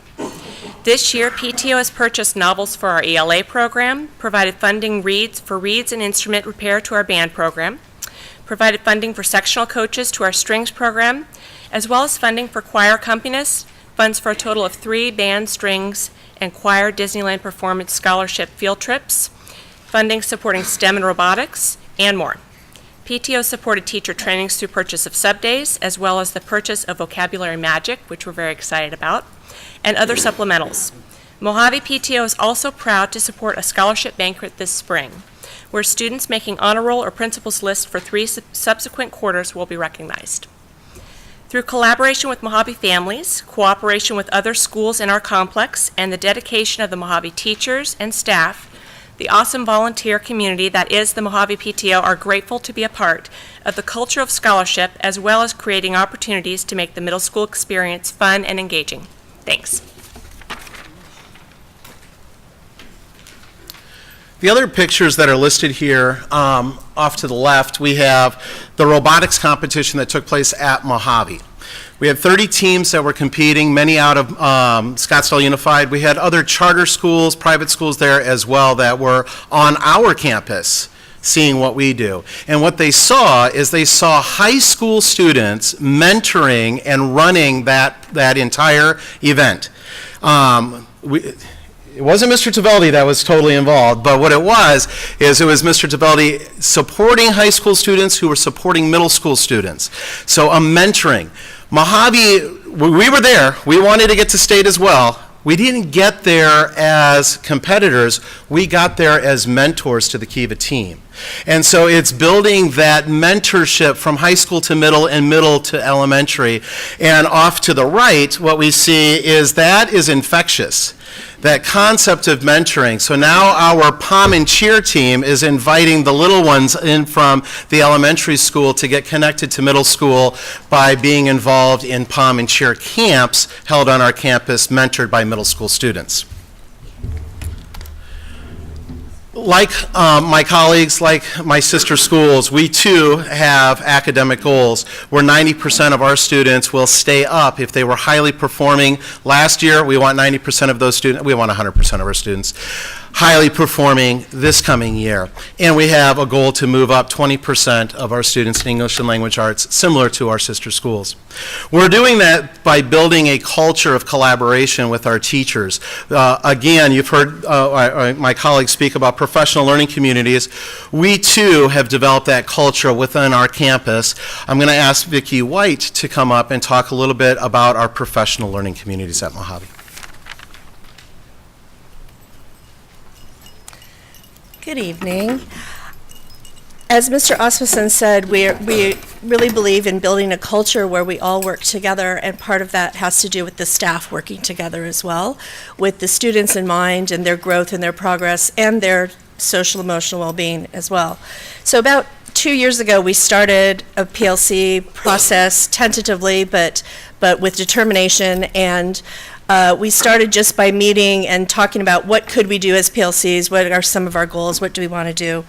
PLC standing for Professional Learning Community, where we're not only talking about student learning, but we're talking about our own learning as well as teachers. So our work in PLCs has developed over the last several years to become more focused. And we started out with just thinking about how do students have to, what do they have to know to progress from 6th grade to 7th grade to 8th grade. And we started by looking at benchmark data and trying to identify students that needed interventions or support, as well as maybe some enrichment types of activities. The following year, which was last year, we decided that we were going to all choose at each content level, and I'm a social studies teacher, so we chose 12 core or anchor objectives, 3 per quarter, for each grade level, and we worked within that articulated system to look at those 12 at 6th grade, 12 at 7th grade, and 12 at 8th grade, so that we could make sure that they were flowing into each grade level with what they needed to be successful at that level. And our main focus really was, what do we want students to know at each grade level so that we can help them get there. We started this year with the idea of culture again, and thinking that students that are in our classrooms are definitely our kids, but all students at Mojave are our kids. And so we want to work with not only our students that we see one-on-one, but we want to make sure we can also reach out and help students in other classrooms that we may not see on a daily basis. So we try to also not only work within content areas, but we also integrate with other content. And in social studies, we have a particular ability to do that because we do a lot of reading, a lot of writing. So we're looking at how can we help our language arts teachers with getting their students better at reading informational text. How can we help our math teachers by, exposing kids to other ways to use math besides sitting in a math class and using a calculator? And so we started we got a common plan period for every content area, which was awesome. And so once a week we all meet in 6th, 7th, and 8th grade teachers in our common plan, and we talk about what have we done, where are we going, how are we on those core objectives that we've looked at, what do we need to do to make sure we've got some formative assessments put together to test those kids and then enrich them or intervene if we need to. And really with the concept of, how do we know that they're learning the objectives we've chosen, and what do we do if they've got them already? How do we keep them engaged, and how do we keep them wanting to come back? And what do we do with the children that actually need a little bit more support? So we're looking at things like classroom walkthroughs where we can see other content area teachers at work at different grade levels and looking at the objectives that they've set in their classrooms and how they're meeting them, and actually talking to the students at that time and say, do you know what you're learning and what are you working on, and those kinds of things. We've done flexible grouping for differentiation, which I know one of my colleagues is going to talk about here, where the social studies teachers are excited. We've started working with database questions and working with the new content curriculum that we put together at the district level with the standards all set up for every section, and so we're working on that, and also, as I said, with the ELA teachers, integrating ELA and social studies together. And then in closing, it's just been kind of an organic process, as Mr. Osmussen said, where we've been developing and we talk to each other, and if something doesn't work, we fix it, and if something's working, we try to improve upon it, and we try to do that because we want our students to feel comfortable and happy to be at school and want to learn more. Thank you. The other pictures that are here, as Vicki was talking about in those professional learning communities, center is just a conversation about data and taking a look at how the students did on the benchmarks.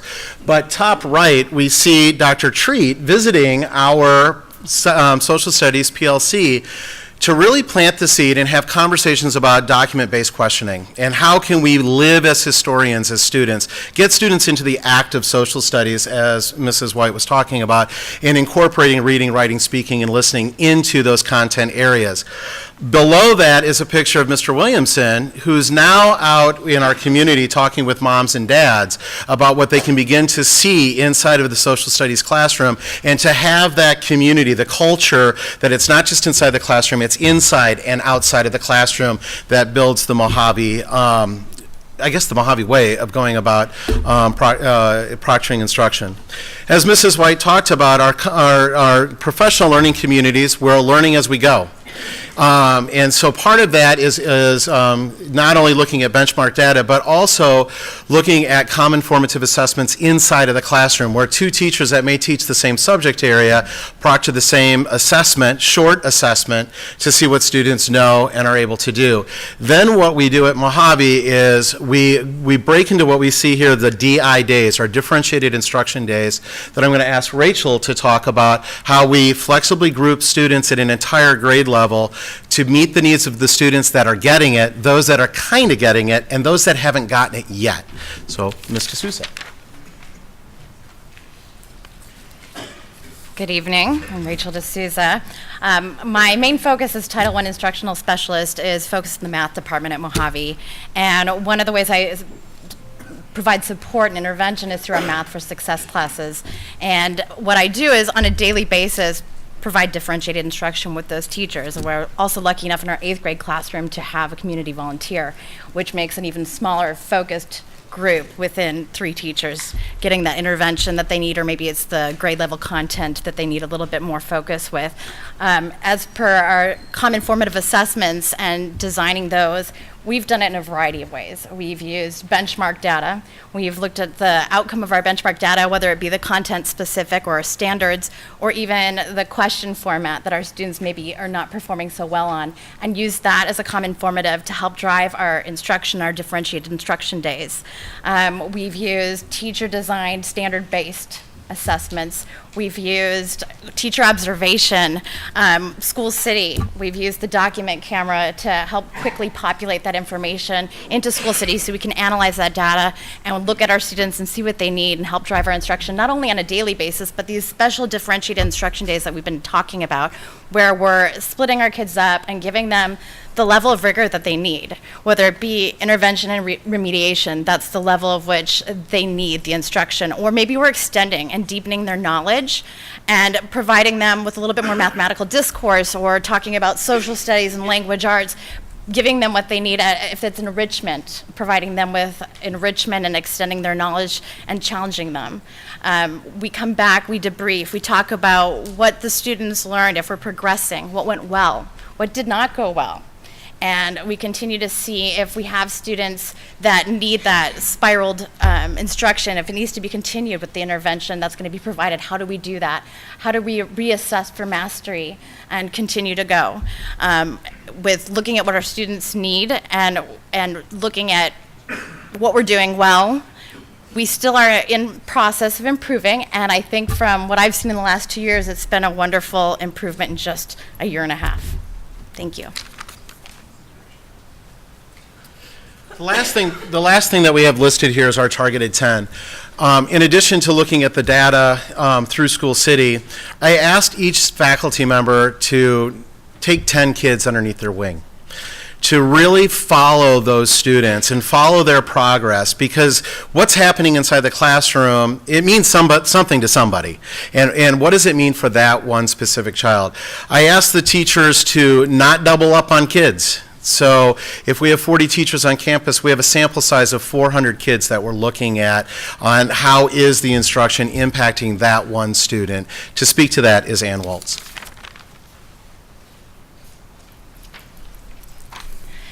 Good evening. As Mr. Osmussen referred earlier about the 3 R's, rigor, relevance, and relationship, the targeted 10 speaks to the relationship piece, which then leads to relevance and then to increased rigor.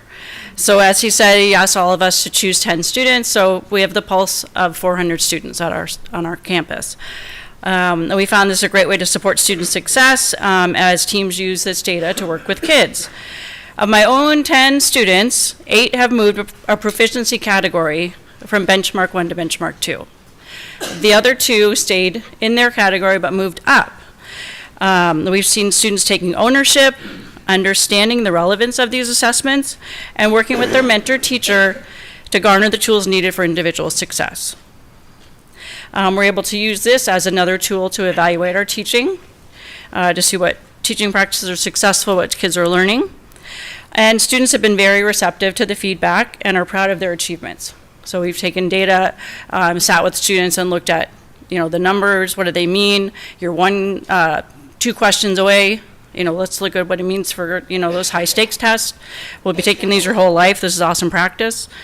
I had one student who shared her extreme test anxiety as evidenced by her unusually low assessment scores versus her classroom performance. And with working with her, scaffolding, not just her, but as a class, she increased 135% from benchmark 1 to benchmark 2. So as Mr. Osman has led us, I think having that personal connection with those kids, that relevance of what they're doing, and like I said, taking ownership. And we've experienced these type of trends school-wide and found that data is not only valuable to drive instruction, but as a means to empower our students.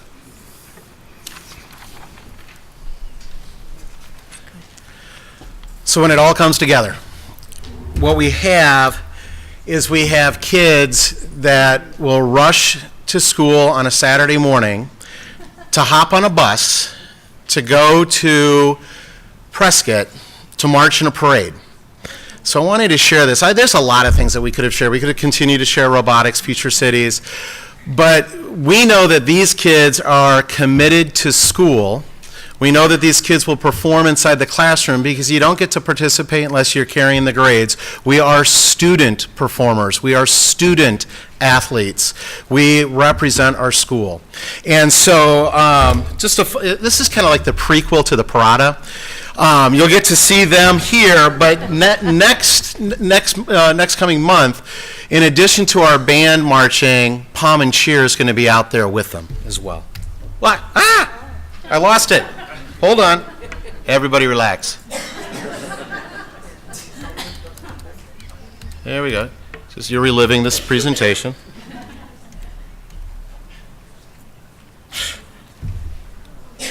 Hold, please.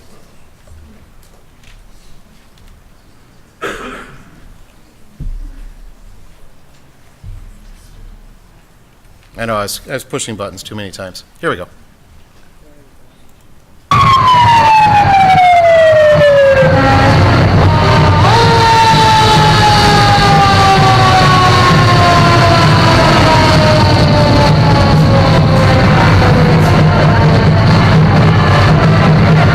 I don't know.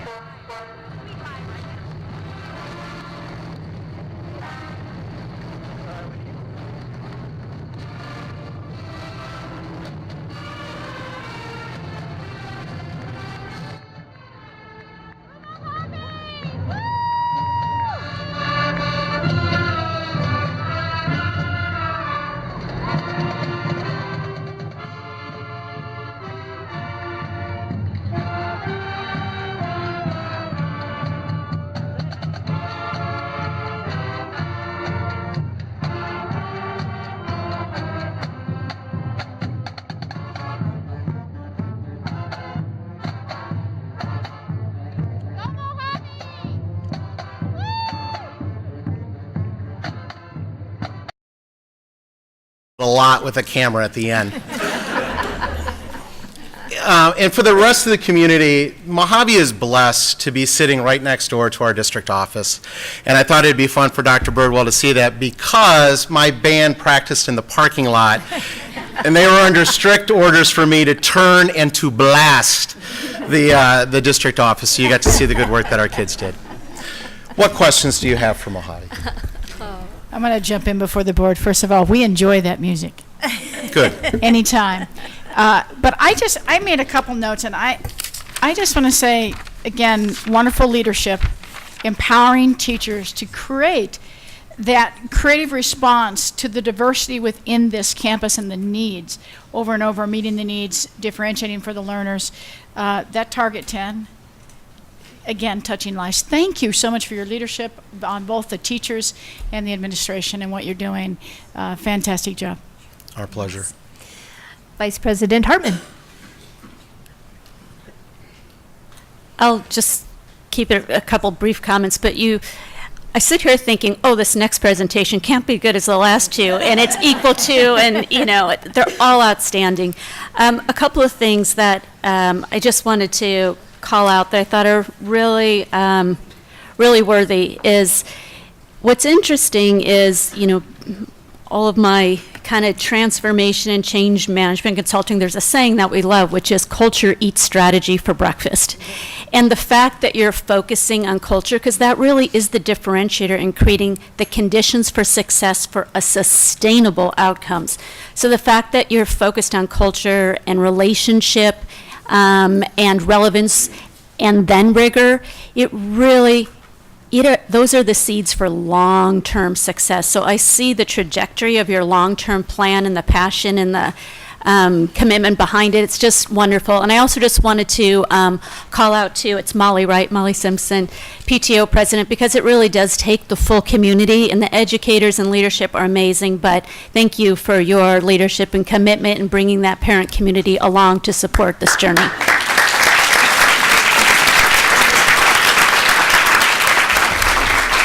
Board Member Kirby. Thank you. I just wanted to, each of our schools have a unique personality, and I've said that for a very long time. And unfortunately, for years in the past, our middle schools kind of had the reputation of being the lost years, and you just got through middle school, And I was so energized tonight by your presentation that that's not the case at Mojave. The personal interest that the adults are taking with the individual students on your campus is exactly what our community has been craving from our middle schools. So please continue that. That I can't emphasize enough how that will strengthen your culture and your community. I love the idea, and you hit on it, where you're talking to moms and dads about what you're doing in the classroom. And yes, these presentations are coming to the boardroom, and we're hearing from every school. But if you have opportunities as principals and as leaders to share with your own communities, I don't know if it's a PTO meeting or the right forum, of these initiatives that you have in place, that's what will start the soccer field talk and the fence talk, and that word will start to get out. And it won't be that all of SUSD is doing the same thing. It will be you're all doing what you need to do to meet the needs of your communities. And I've been hitting that tonight hard, but it's because I'm seeing it in every single presentation. And I've seen it in the presentations leading up to tonight as well. So thank you for your efforts. Thank you for your leadership and your hard work, because I know it's hard work. And I know, we're very grateful. Yeah. Board Member Beckham.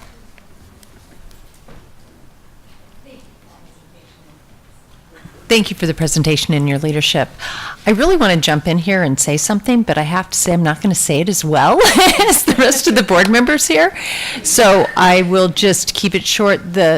What I really noticed was that you decided to pick probably the two most difficult tasks, and that is building the relationship with the students and their relevance. Because what we are hearing from students is, and whether it tends to happen in middle school and high school. I don't learn anything relevant, and no one knows me and doesn't care. And to think that and that's what takes that extra time. So I just really want to thank you for that, and I know all of our educators are doing it, but as Board Member Kirby said, to have it highlighted and to be able to go out into our communities and show the evidence of that is just really exciting, so thank you. Board Member Kravitz. Let's try and get out of here before 9 o'clock, so I don't want to be repetitive, but I just want to agree with what my colleagues have said, and I want to say thank you for being here at 6:45 at night on a Tuesday, and thank you very much for your great presentation. Thanks. Thank you. Thank you for the opportunity. Thank you all for your hard work.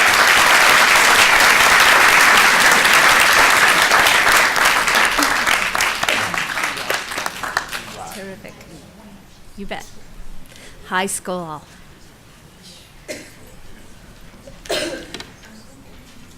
President Perleberg, governing board members, Dr. Birdwell. Okay, we saved the best for last. Okay, sorry. I just had to say that. Pressure. This evening you get to hear from our terrific, amazing Saguaro High School principal and team. Thank you, Anne, for presenting. Yeah, pressure.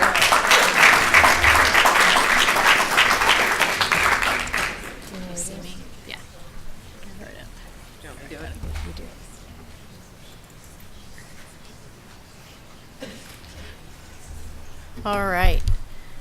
Good evening, Madam President, Governing Board members, Dr. Birdwell, and Sandra. Thank you so much for having Saguaro here tonight to give you a quick overview of the professional development that has been occurring at Saguaro High School.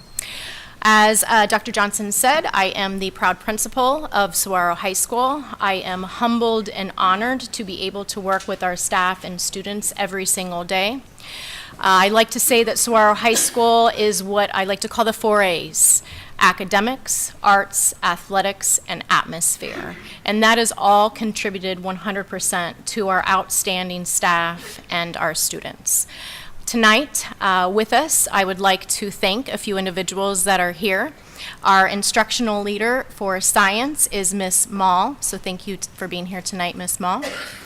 Our instructional leader for world language is Miss Harmon. Thank you for being here tonight.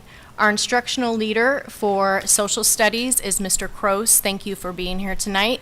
And I do know my 3 assistant principals are here as well. If I could have Mr. Luschner, our athletic director assistant principal.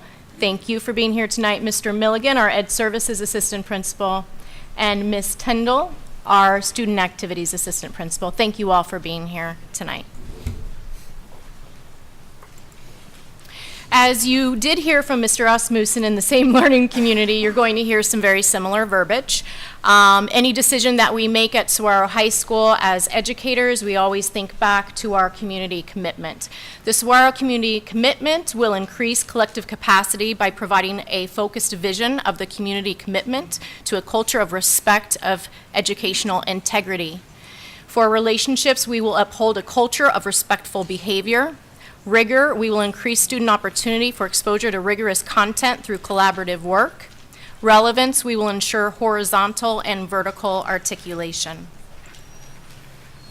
This year, our CIP goals for our school are our 9th and 10th grade. After analyzing our data, we will be focusing on scoring proficiently on the Arizona Merit with an increase of 8% in both of those grade levels in both math and English language arts.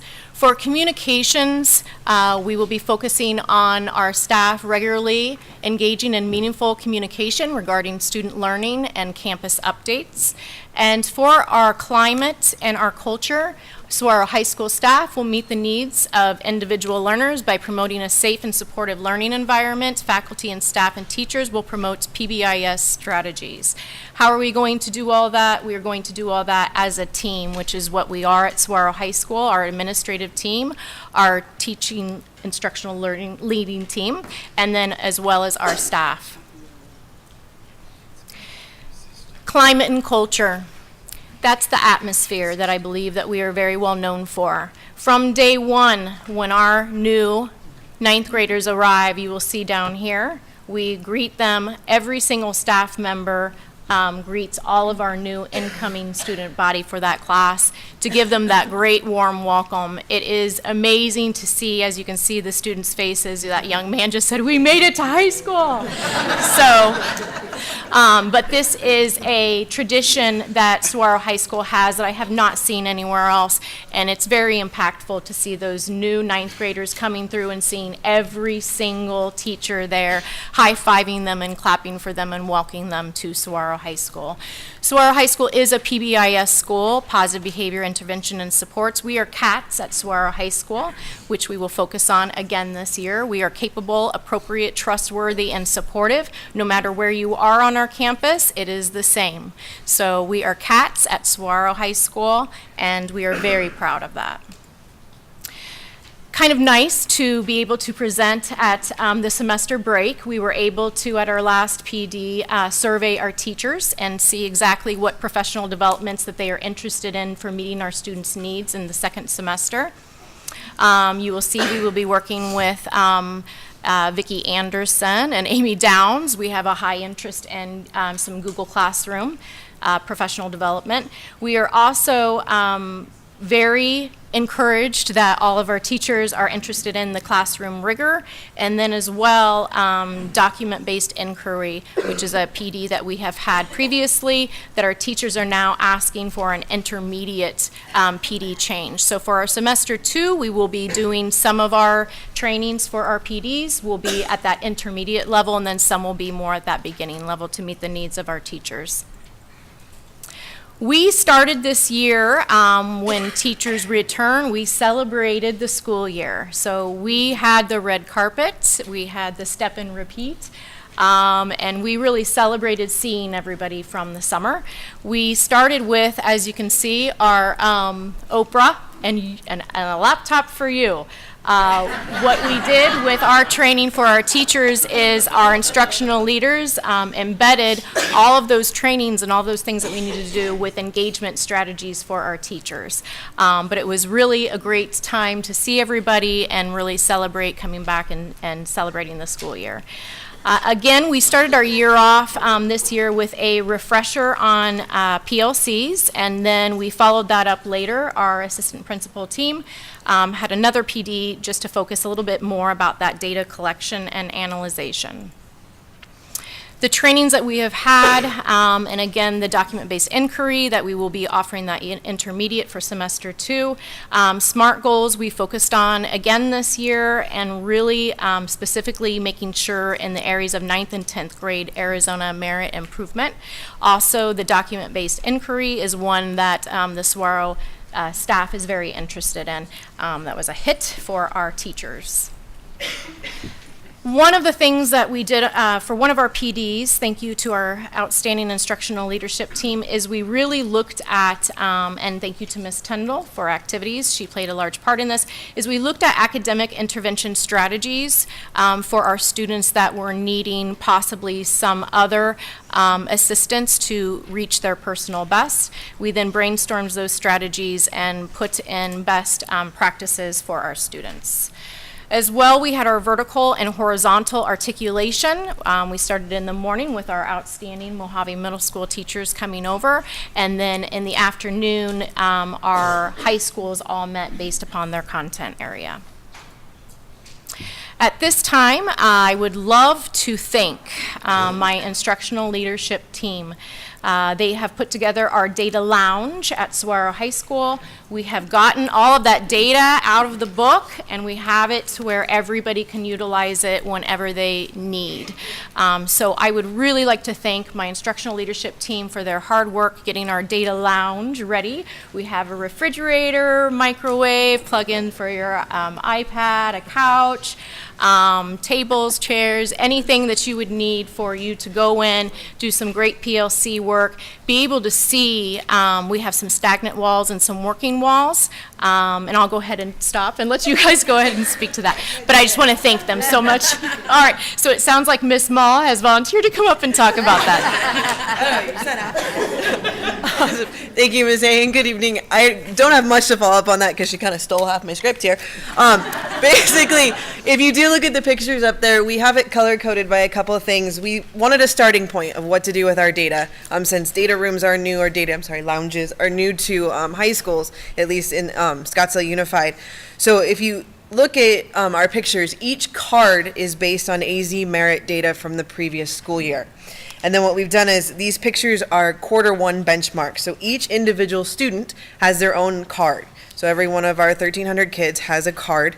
And the pictures here are we put them based then on the colors on the wall based on their Q1 benchmark scores. So for ELA and math.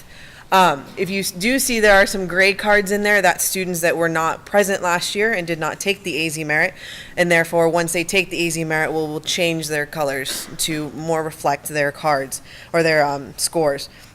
And we did this so that when we're far away, like now, we can see different trends, outliers and patterns where students have improved or even have regressed, and maybe we need to fix that or look closer at that. And then if we look closer, we can review more specific information on an individual student. Look at the ones that are very borderline. Maybe there's one or two things that we can do right away. If I go up to that wall and go, wait, I have Johnny. Why is Johnny doing that? He's much better than that. Why is his score low?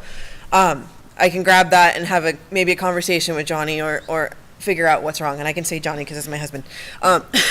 So basically, it gives us an at-a-glance look at what we're doing. Our next schedule, actually, if you were to come look at our data lounge now, our math is completely empty because all the math teachers have taken those cards and they're writing the Q2 benchmarks on them as we speak. And our deadline for that is next week, where they're then going to replace the cards for the second benchmark, and we've got on the cards themselves or each quarter, so we can see either the progression or regression of the student scores.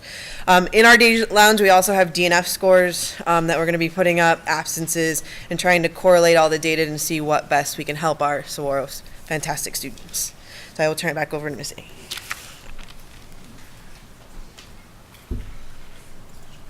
Thank you, Ms. Small.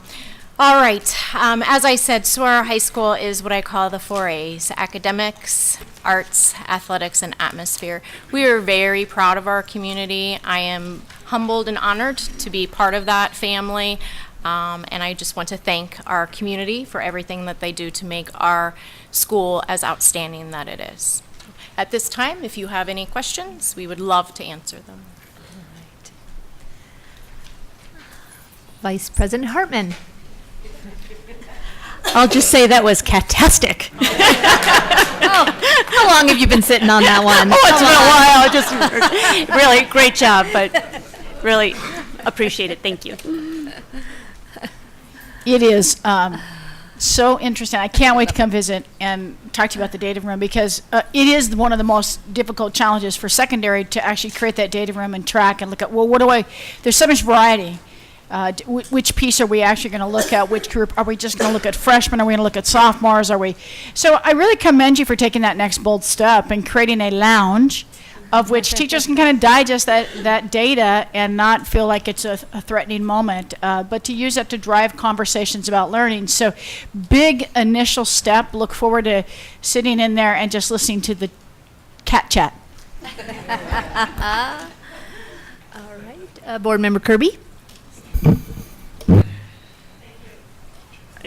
Great presentation. I'd like to echo Dr. Birdwell's comments. You know, I've been out and I've toured the middle schools, and the elementaries. I haven't hit the high schools yet. I'm coming soon, but I've processed how in the world are they going to do a data room, even at the middle schools, not to mention the high schools. And here you go. You pulled it off. You said, you know, you've shown it can be done, and maybe it is that first bold step to take a little bit. Right? Because in high school, there's a whole lot of stuff you could look at, but you just do it increments at a time, and you bite off a little bit. It's not so scary, and then maybe the next year you bite off a little bit more, and that's how we grow. So great work. I'm very anxious to come out and visit. I will be there soon. So thank you for your presentations. Thank you. I may be a little biased, but yes, I find Saguaro to be a wonderful environment and school, and it's hard to find a better place to have your children learn and grow. So I do love it. So that being said, thank you all for your incredible hard work at Saguaro. I just want to summarize quickly, because yes, it is getting later, and your educators, you got to go home and get to bed. But to hear tonight's and our previous continuous improvement plans, but here especially tonight, it just seemed to drive home the concepts of that meaningful PLCs that is site-driven and teacher-driven on here's what we need to know, or here's where I'm needing help.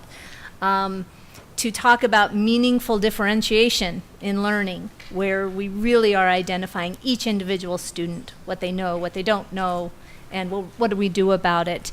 And also, I mean, just to talk about engaged learning going on in our community understanding why we're doing what we're doing, and using that data assessment and shifting that fear of testing into a tool that we use for our students to improve instruction. All of these things that we heard tonight in each and every presentation, I think just drives home the direction we see this district heading. And I've sat long enough on this board to know we're not always going in this direction, and to feel that this shift in direction is living and breathing on our campuses is incredibly powerful, I think, to all of us tonight. So thank you all, to all our presentations, and all the hard work going on behind these presentations. Thank you so much.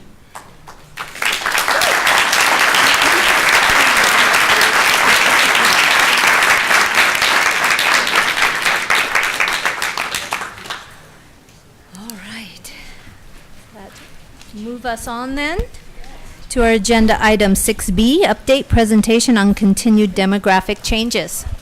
Governing Board, and I'm asking that we table this to the next board meeting. Simply, I was out Thursday, Friday with the flu, and this is my presentation. So. All right.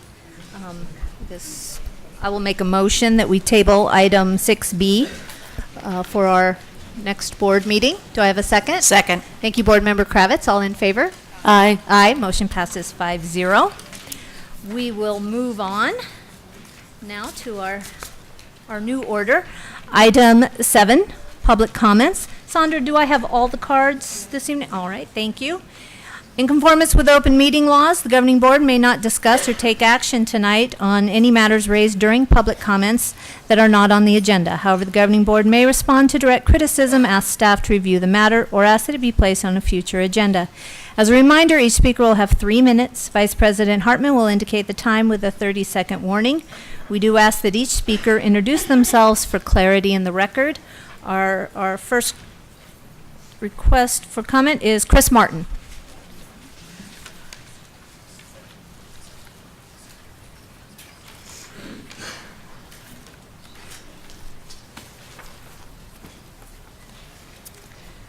Good evening, President Perleberg, board members, Dr. Birdwell, and Ms. Como. I'm reading from an email I sent, that Dr. Birdwell sent back on Monday, July 31st. It was to all SUSD employees regarding communications network. The first part began with the new governing board policy manual and some details there.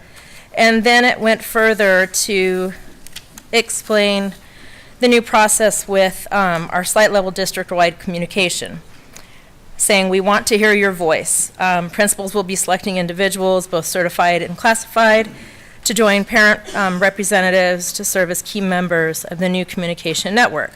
I am part of that. In the past, it was called liaison.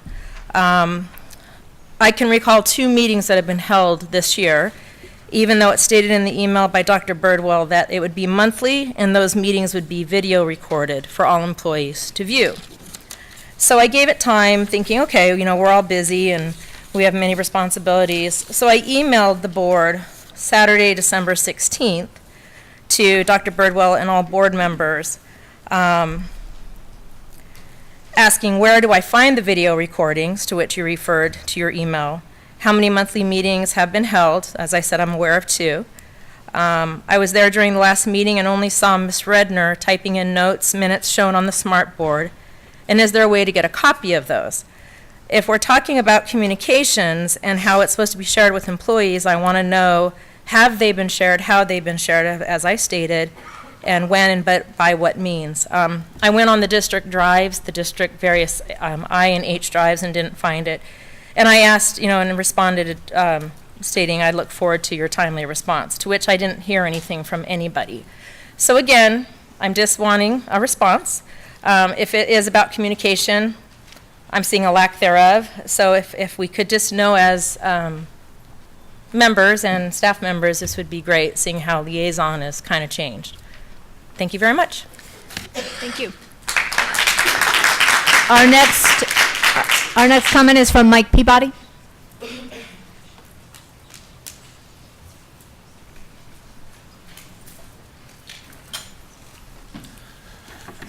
Madam President, board members, Dr. Birdwell, Ms. Como, cabinet. I want to first introduce myself as Mike Peabody. I've been told I don't introduce myself when I come up here. I am one of the troublemakers that has found information on this district. I'm one of the troublemakers who was shown this information. But I'm one of the troublemakers who has found it in black and white from district pages. Recently, the 8,000 email dump from Higley Unified School District, also black and white, has been around the internet. We have a problem. Our problem is trust. Merriam-Webster Dictionary defines trust as assured reliance on the character, ability, strength, or truth of something, and one in which confidence is placed.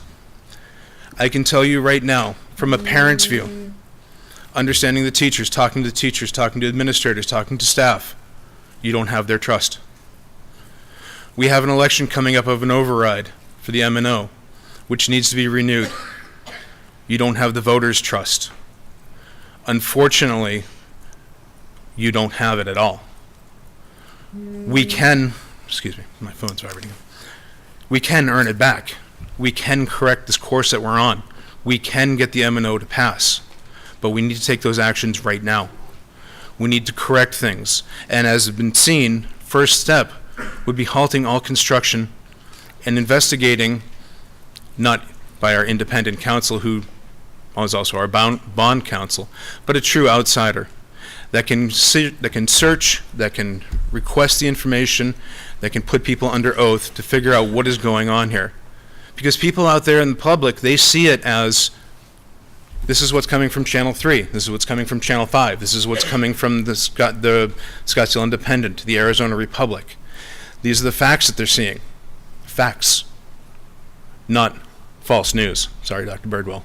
It's all black and white. We've seen it. We live it. We talk about it. We discuss it. Parents come and ask us about what's going on. We show them the links to the emails. We show them the links to the documents that we've gotten.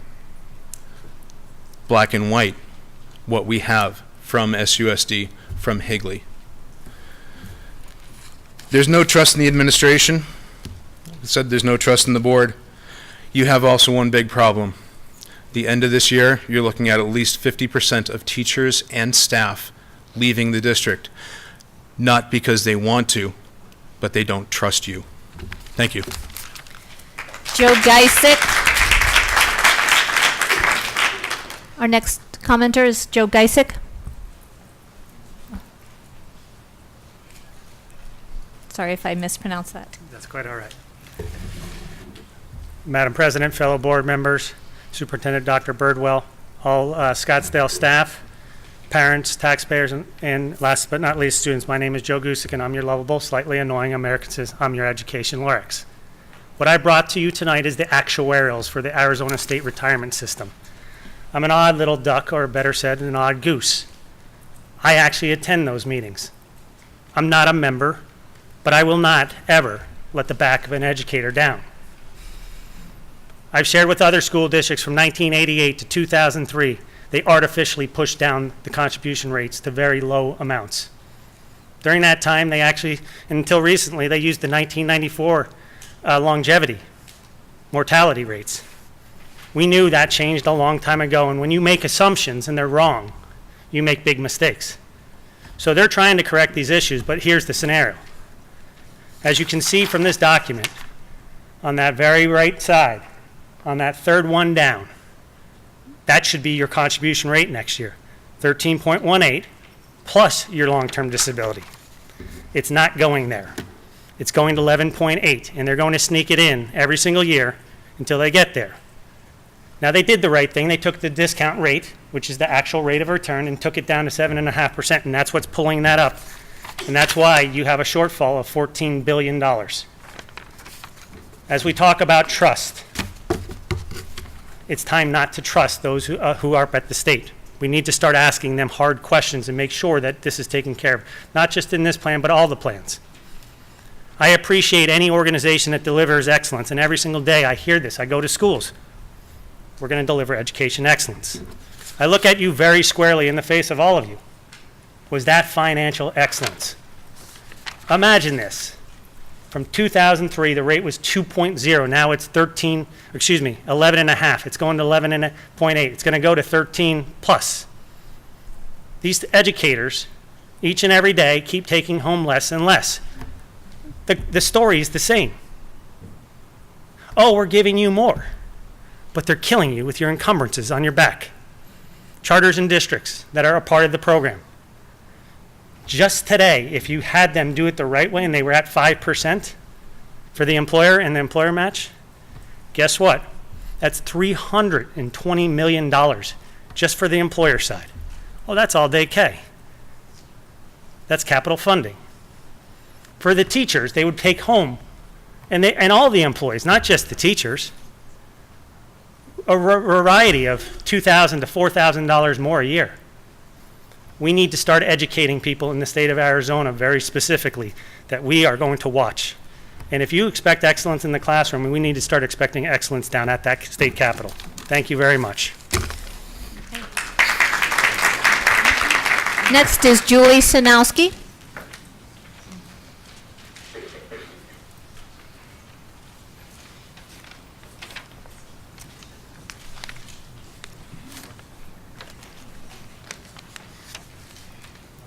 Good evening. My name is Julie Sinowski. I am the current president of Scottsdale Education Association.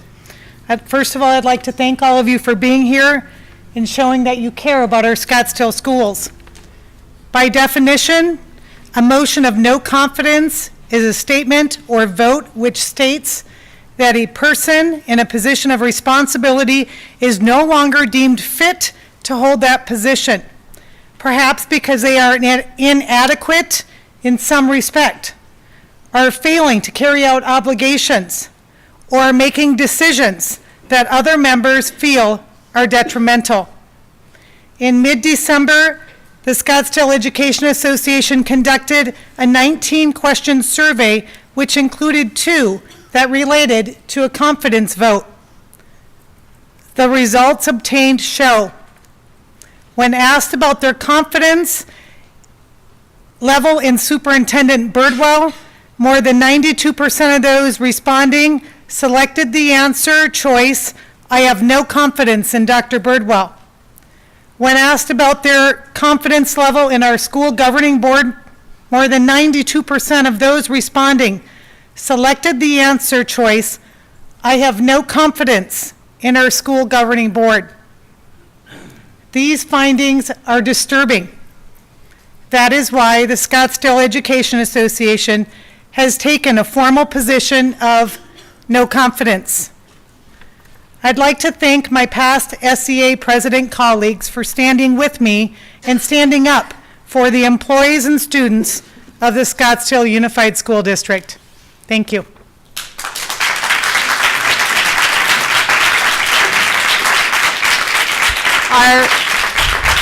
Our final statement is from Susan Hughes.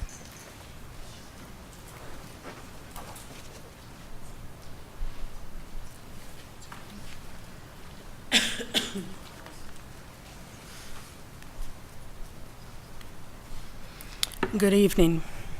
I'm Dr. Susan Hughes.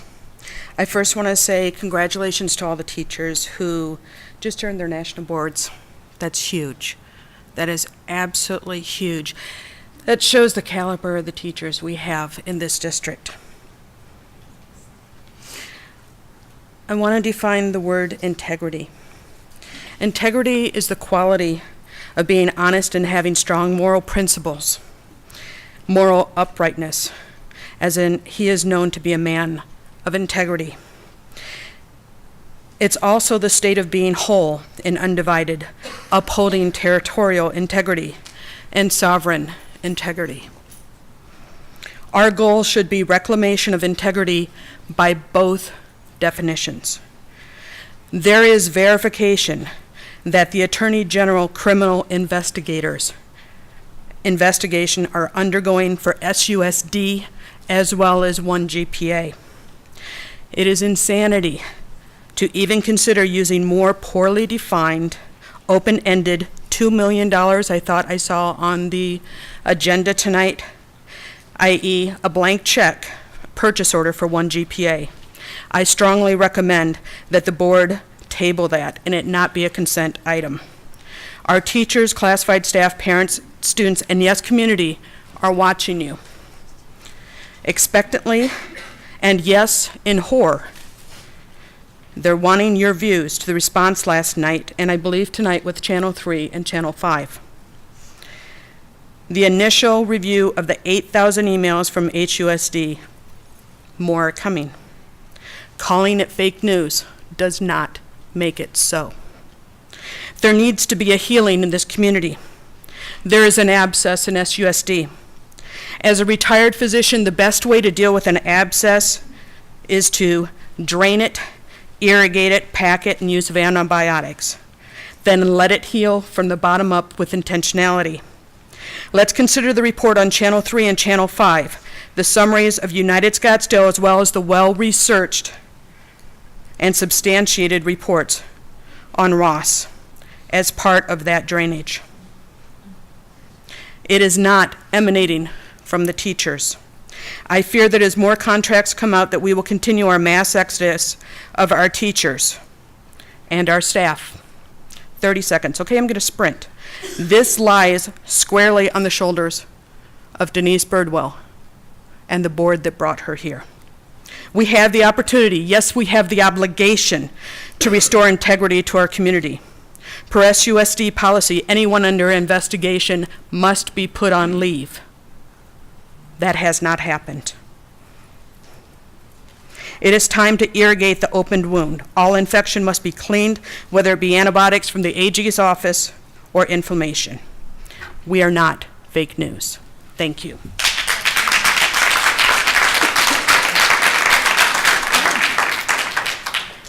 Thank you all. We will move to our next agenda, item 8, consent agenda. Do I have a motion to approve the consent agenda as amended with our two items being So pulled? moved. Thank you, Board Member Kirby. Do I have a second? Second. Thank you, Board Member Hartman. All in favor? Aye. Aye. Motion passes 5-0. We now move to item N, the approval of the purchase of multiple commodities and services through the One Government Procurement Alliance Purchasing Cooperative.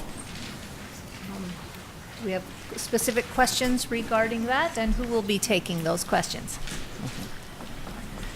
Ms. Smith and myself will take the questions. All right. Board Member Beckham, you want to start us off? Thank you for moving it off the consent agenda. What I'd like to know is so that we can have some clarity. There have been some questions regarding this particular item, and if you could please clarify the reasons for this program and go into a little bit more detail. And then also, and I know I didn't ask about this earlier, but it just come up, for the procurement of the 1 GPA, we know it's been valid and legal. Our council has told us that. And so if you have any other information that would be helpful, just let us know. Okay, I'll tackle the why and you can take the financial. All right, great. Madam President, members of the board, Dr. Birdwell. So this is a phased program we brought to the board a few years back. It allows us to go ahead and retain some of our teachers or any staff member actually that's at the point where they want to go ahead and retire. So we bring them back as veteran staff. We like having them. They've gone through professional development. They're a supervisor. At the case of a teacher, the principal must approve it to be back on their campus as a phased employee. We do have some that come back for 1 year, and then they decide they are ready to fully retire. The state does allow return-to-work employees, and you actually pay a alternative contribution rate to the state. So some will stay on phased for 1 year and then come back as a return-to-work employee with us. We have, I looked up some numbers, we have 26 employees, 16 certified, 6 classified, and 4 administrators that are on using the phased program this year. I think it's also important to note, we had a speaker who said 1 GPA is under criminal investigation, and that is not true. So I want to make sure that we state again that we, to our knowledge, and in talking with the AG's office, having our attorneys do their due diligence, 1 GPA is not under criminal investigation. I need to say that again, because that is a false light. May I respond to that, please? No. Continue over here, please. Thank No, you. ma'am. Thank you. And also, we have also looked at other vendors that Ma'am. do the same service, and it is at the same cost. So there is no difference if you go with either Smart Schools or ESI. These are contracts with teachers through a third party. They receive their paychecks from the vendor, but they are authorized through us. They attend the same professional development that our direct employees do. An advantage to a teacher is they do get a reduced Arizona State contribution rate. And that if they come back at the alternative contribution rate, the employer pays that entire amount. All right. And this is not a budget increase. This is not additional spending. This is a dollar value that wasn't captured at full when we brought back the procurement commodities at the beginning of the year and the end of last year for the following year. Thank you. There was also some confusion of what the fee that we pay for that is, and it was brought out that it was 10%, but that is not true either, It's a correct? 4% administrative fee. Mhm. Okay. And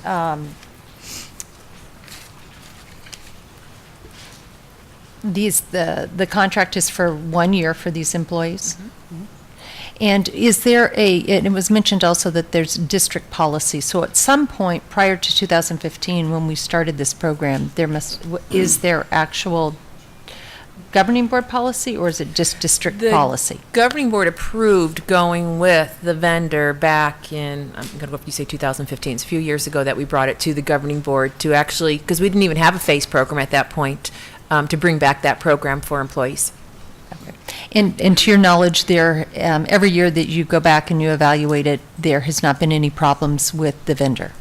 Is that my understanding? In fact, last year we actually inquired into this. As you know, there was a talk about a substitute shortage and that sort of thing. So we actually evaluated this firm, and Smart Schools brought them in, had presentations to show how they do professional development, how they hold their employees accountable, and that sort of thing. So we have recently looked at this.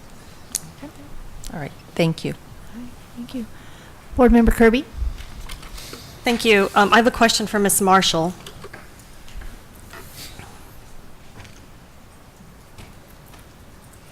And if we need to go into executive session for you to answer this, just advise so, and I will make that motion. But as our legal counsel, do you have any concerns with this board moving forward on this item tonight?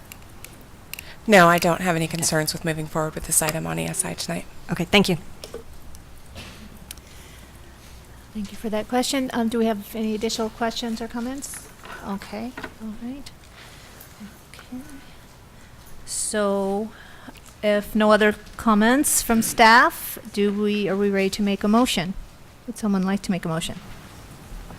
I move that we approve the purchase of multiple commodities and services through 1GPA, Government Procurement Alliance 1GPA Purchasing Cooperative. Thank you, Board Member Beckham. Do I have a second? Second. Thank you, Board Member Kravitz. All in favor? Aye. Aye. Motion passes 5-0. Thank you all. We now move on to our next consent item that was pulled. Approve the purchase of school buses through the Mojave Educational Services Cooperative Mojave contract. All right. Board Member Kirby? Yes, thank you, President Perlberg. Yes, I pulled this item. Transportation has, for those of you that are new to the district, has been a sore spot in this district for almost a decade. We have a history of appearing inefficient on the dollars in the classroom report year after year after year. So here we are. We've passed a bond, and it's my understanding that this is to purchase yet more school buses. So if you could, walk us through the transaction, and then we'll take, if you'll take questions from there after you have laid out the groundwork. I appreciate it. So the Transportation Department, as part of the bond statements, a part of the $229 million, it's a little bit under $6 million, was allocated towards student transportation. That is only buses. It's not a white fleet. And the Transportation Department has done an evaluation of the fleet. And you can go to the Arizona Department of Education, to their website, pull down Scottsdale, and there's a report that's an acronym of vehicle inventory reports. So there's a 30-page report of the buses that are Arizona Department of Education is Scottsdale buses. And so on that, it runs, what are special ed buses? Have meters been replaced? Is this a leased bus? When did you buy it? What did you pay for it? Who's the maker? How many seats are on this bus? And the value of it. And every year you update your miles. And the Auditor General looks at this to how many miles did the bus wheels turn? This is not a white fleet. And then how many seats do you have available in your district?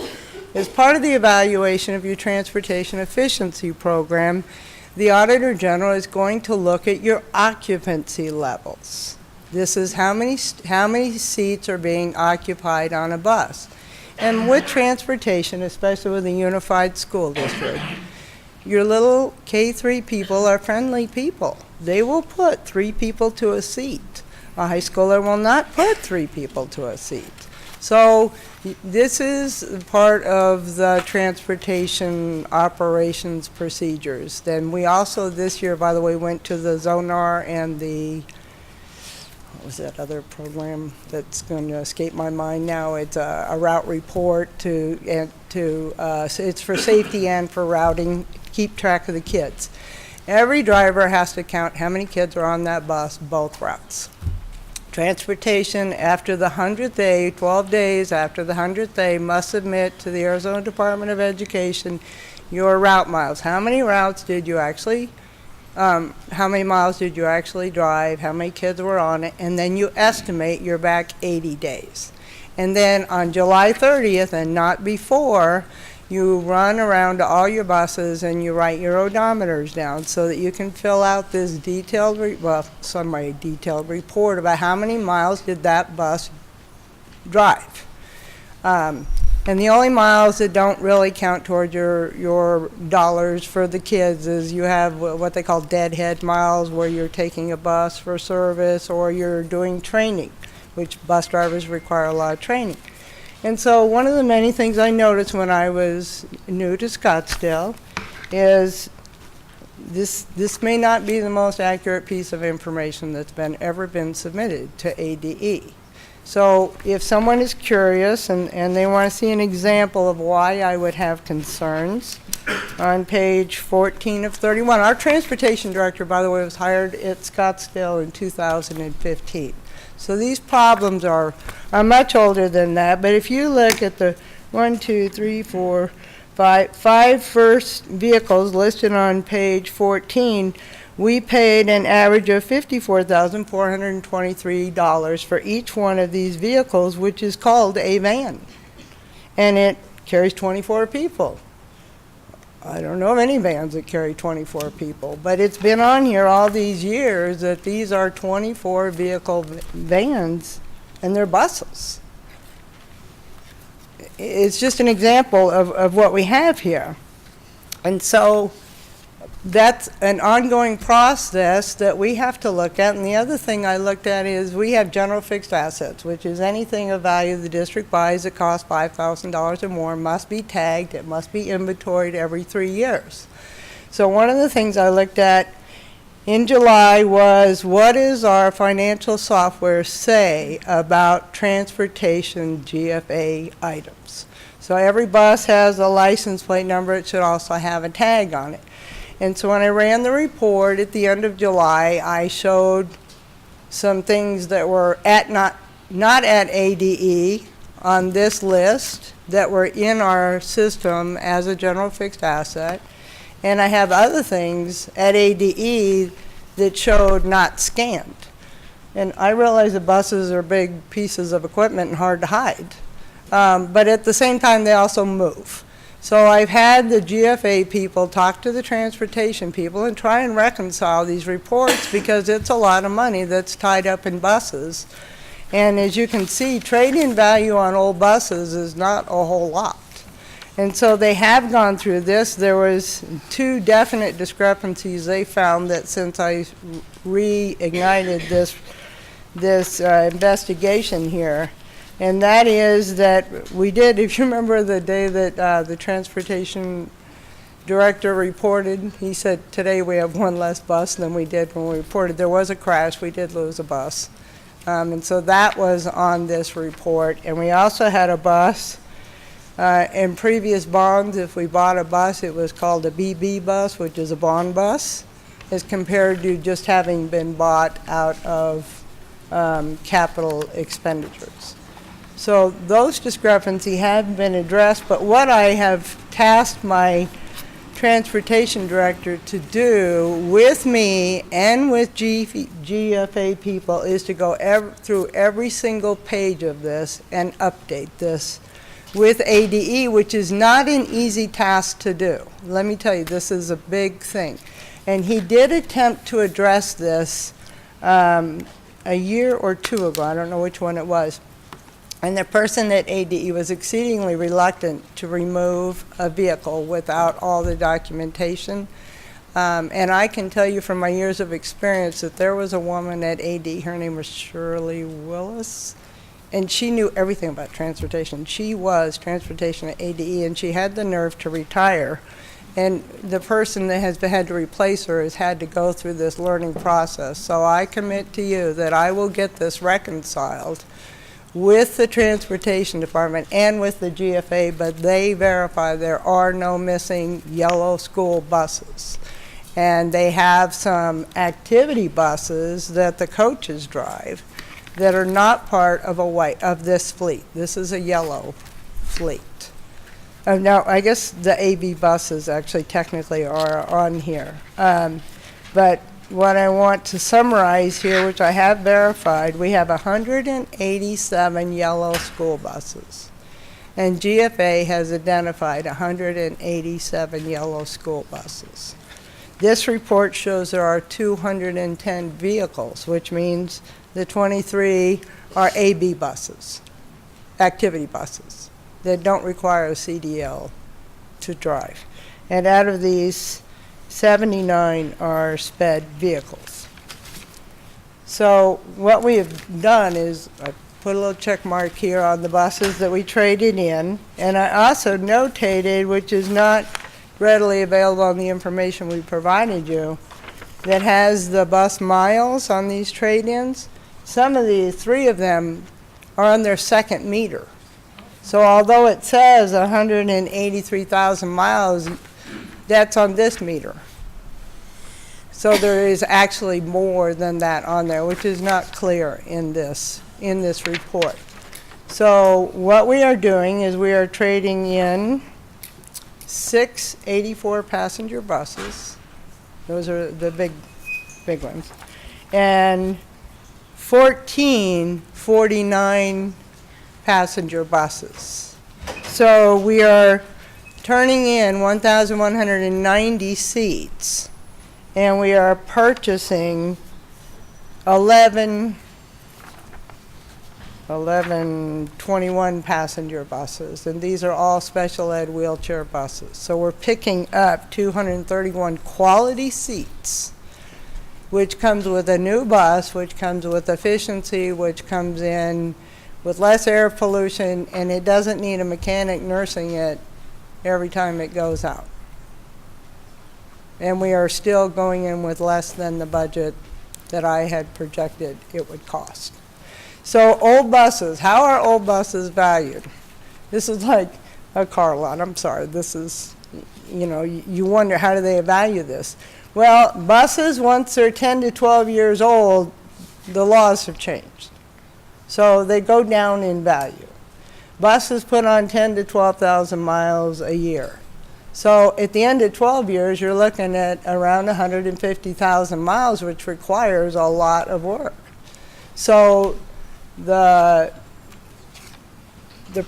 company that you use to trade this in, they then piece it out. And our lowest price is a Thomas that has a blown engine, and it has to be towed, and they're giving us $300 for it. So I don't know what I can do with it, other than haul it to a scrapyard. I don't even know if I have a truck to do that. And the other values, the oldest bus is 2003, most of them are, and the other ones are 2004s, and one 2005, and we're getting up to $7,000. What do they do with it? I don't want to sell this bus. Let me tell you, I don't want to own anything with it. I want to turn it over to a professional, and we've gotten our money's worth out of this. Board Member Kirby? Okay, so thank you for that Transportation 101 on reporting. It's helpful because there have always been questions swirling in this district about buses. So I'm grateful that you are going through the process with the Transportation Department and the fixed assets folks to reconcile the physical asset to what we have in our system, to what the Arizona Department of Education has in their system. And what I heard you say is you're not finished. No, I'm not. No. Okay, so so please continue the march on that. But one of the other highlights of this, though, is that on the dollars in the classroom report that's issued by the Auditor General is we have excess capacity, is what it appears to look from a layperson's perspective. So what I heard you say is that we are trading in 1,190 seats. 90 seats, yes. That's the 84 the 684 and the 1449. Yes. And we're picking up 231. Yes. So that's a net seat reduction of 959. Got it. Okay. So I appreciate the information and the work you're doing and sharing. I'd like for us to, before you bring us any other buses to purchase, these are special ed buses, and I think there's a strong case for that, given the data you've provided, both tonight and offline. But before we bring any other bus purchases, I'd like for us to finish this reconciliation process and get our data cleaned up with the Arizona Department of Education. And if they give you a hard time, tell them to call me. Because I've been listening to this for 7 years, and we need their partnership on this. And if they have a concern about what happened to a bus, then I think this board needs to know that as well. Okay? I agree. All right, so thank you. Yeah. And that's all the questions I have. You're welcome. And I want to say that Transportation has 2 reports. One is due shortly. It's a 100th day, where they actually do the miles with the kids, and they have that data, and they project forward. Now, the next report is not due until after June 30th, but that's when I need to have this cleaned up. So I am hoping that we can get this complete before in July. These reports you can pull from prior years, so you can actually monitor this. And so my goal is to get that all straightened out. And also with the change of management, that's the other thing, is we've got data here from I don't know how many transportation directors before, I don't know how many business managers, but it never met the priority to get this done. And I'm committing to you that we'll get this done, to the best of my knowledge. Yeah, to the best of my ability. Yeah, so thank you for that. The dollars in the classroom report that highlights the inefficiencies comes out in February, in just like 6 weeks. Yeah, it does. And so what I'm hearing is we're not going to see a lot of movement on that this year. No. But a year from now, we should see improvement? Yes, we will. Okay, Yes, we thank you. will. And then one of the things also was our cost per mile. That's the other area that they hit us in. And so you're right. And it does take a year or two for this to play catch-up, and you're right. It should have been addressed already, so. Thank you. Any other questions, comments? All right. Are we ready to make a motion on this item? No, I have a couple questions. Oh, Board Member Beckham. I just wanted to clarify, you had mentioned that it was, the $6 million is allocated for the bond for the buses. Yeah, it's just under 6. But you 5.9. did not mention the dollar amount for these 11 buses. Oh. And then, sorry, I know we've had a conversation, so you might want to just It's like go into the terms. 1.2. It's close to 1.2. That's all I can say. I can't remember that right off the top Right, of my and it's a head. cash purchase. It There's is no a cash financing. purchase, yes. There is no financing. They will deliver. We're still trying to get even more discounts because that's how we do it. And so right now is not the busiest time for purchasing buses. So we're in a good spot here, and we're still negotiating. But I'm quite happy with the progress we've made, and when the buses arrive, they will be paid in full. And the other piece of information you gave me is that this is, the decision to purchase these 11 buses was based upon an evaluation that was done last year by the Transportation Director, Mr. Cook, correct? Yes, it's gone on, and So- the Transportation Committee members, one of the reasons they chose this vendor was because they had a more extended warranty, which of course is important for both transmissions and all those things that buses get. Okay, thank you. Okay, you're welcome. Thank you very much. Are we ready for a motion? Board Member Kirby. I move we approve the purchase of school buses through the Mojave Educational Services Cooperative Mojave contract. Thank you, Board Member Kirby. Do I have a second? Second? Thank you, Vice President Hartman. All in favor? Aye. Aye. Motion passes 5-0. Thank you, Ms. Smith. We will move on to Agenda Item 9, Future Items. Do I have any additional requests for future agenda items from our board members? Vice President Hartman.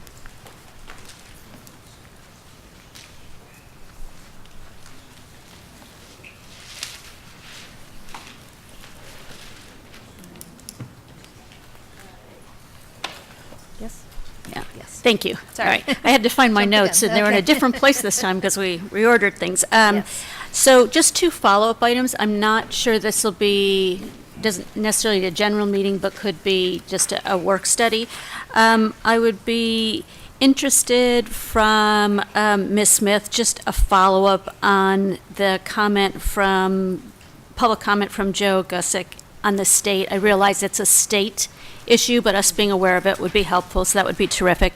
And then I would be interested also in response to public comment, just a status report at some point. There's been a lot of focus on increasing and expanding communication at the site level through the district, and just so kind of just a check-in report of how we're doing, what we're learning, what's working, what needs to be improved. So just kind of an update on that as well.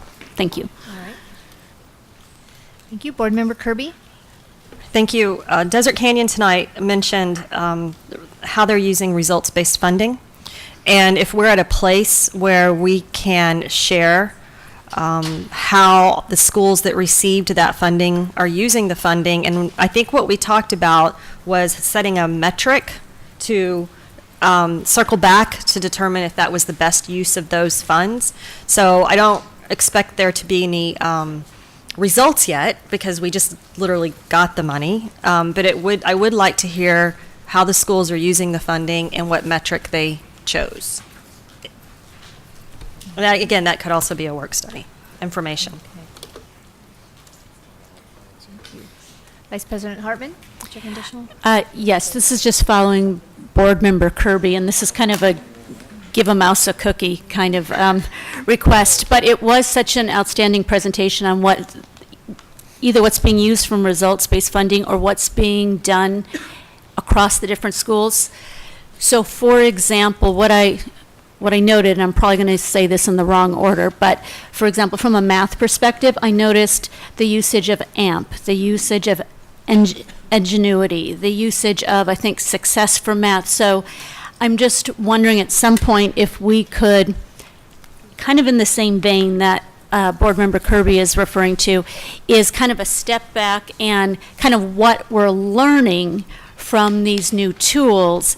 I'm still a big advocate of what's appropriate for the local school, is the local community needs to decide, but how are we taking those lessons learned and maybe sharing those across, and what actually may be something that can be shared across district-wide. So I realize we're in the midst of the CIPs, but maybe towards the end of the school year, we could kind of take a look at that. Does that make sense?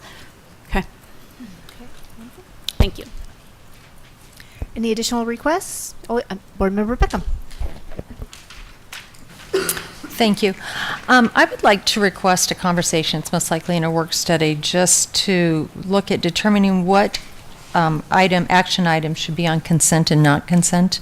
And where I'm going with this is maybe having a threshold of a dollar amount.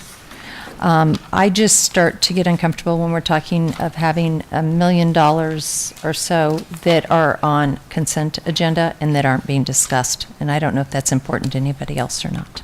Okay, So, thank you. you. All right.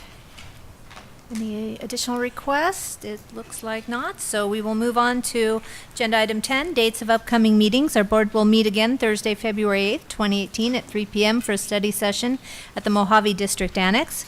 Our next regular governing board meeting is February 13th, 2018 at 5 p.m. here at Coronado. We move on to item 12, governing board reports. Do we have any governing board reports this evening? No? I see none. Wonderful. Do I have a motion to adjourn the meeting? So moved. Thank you, Board Member Kirby. Do I have a second? Second. Thank you, Board Member Beckham. All in favor? Aye. Aye. Motion passes 5-0. Thank you all.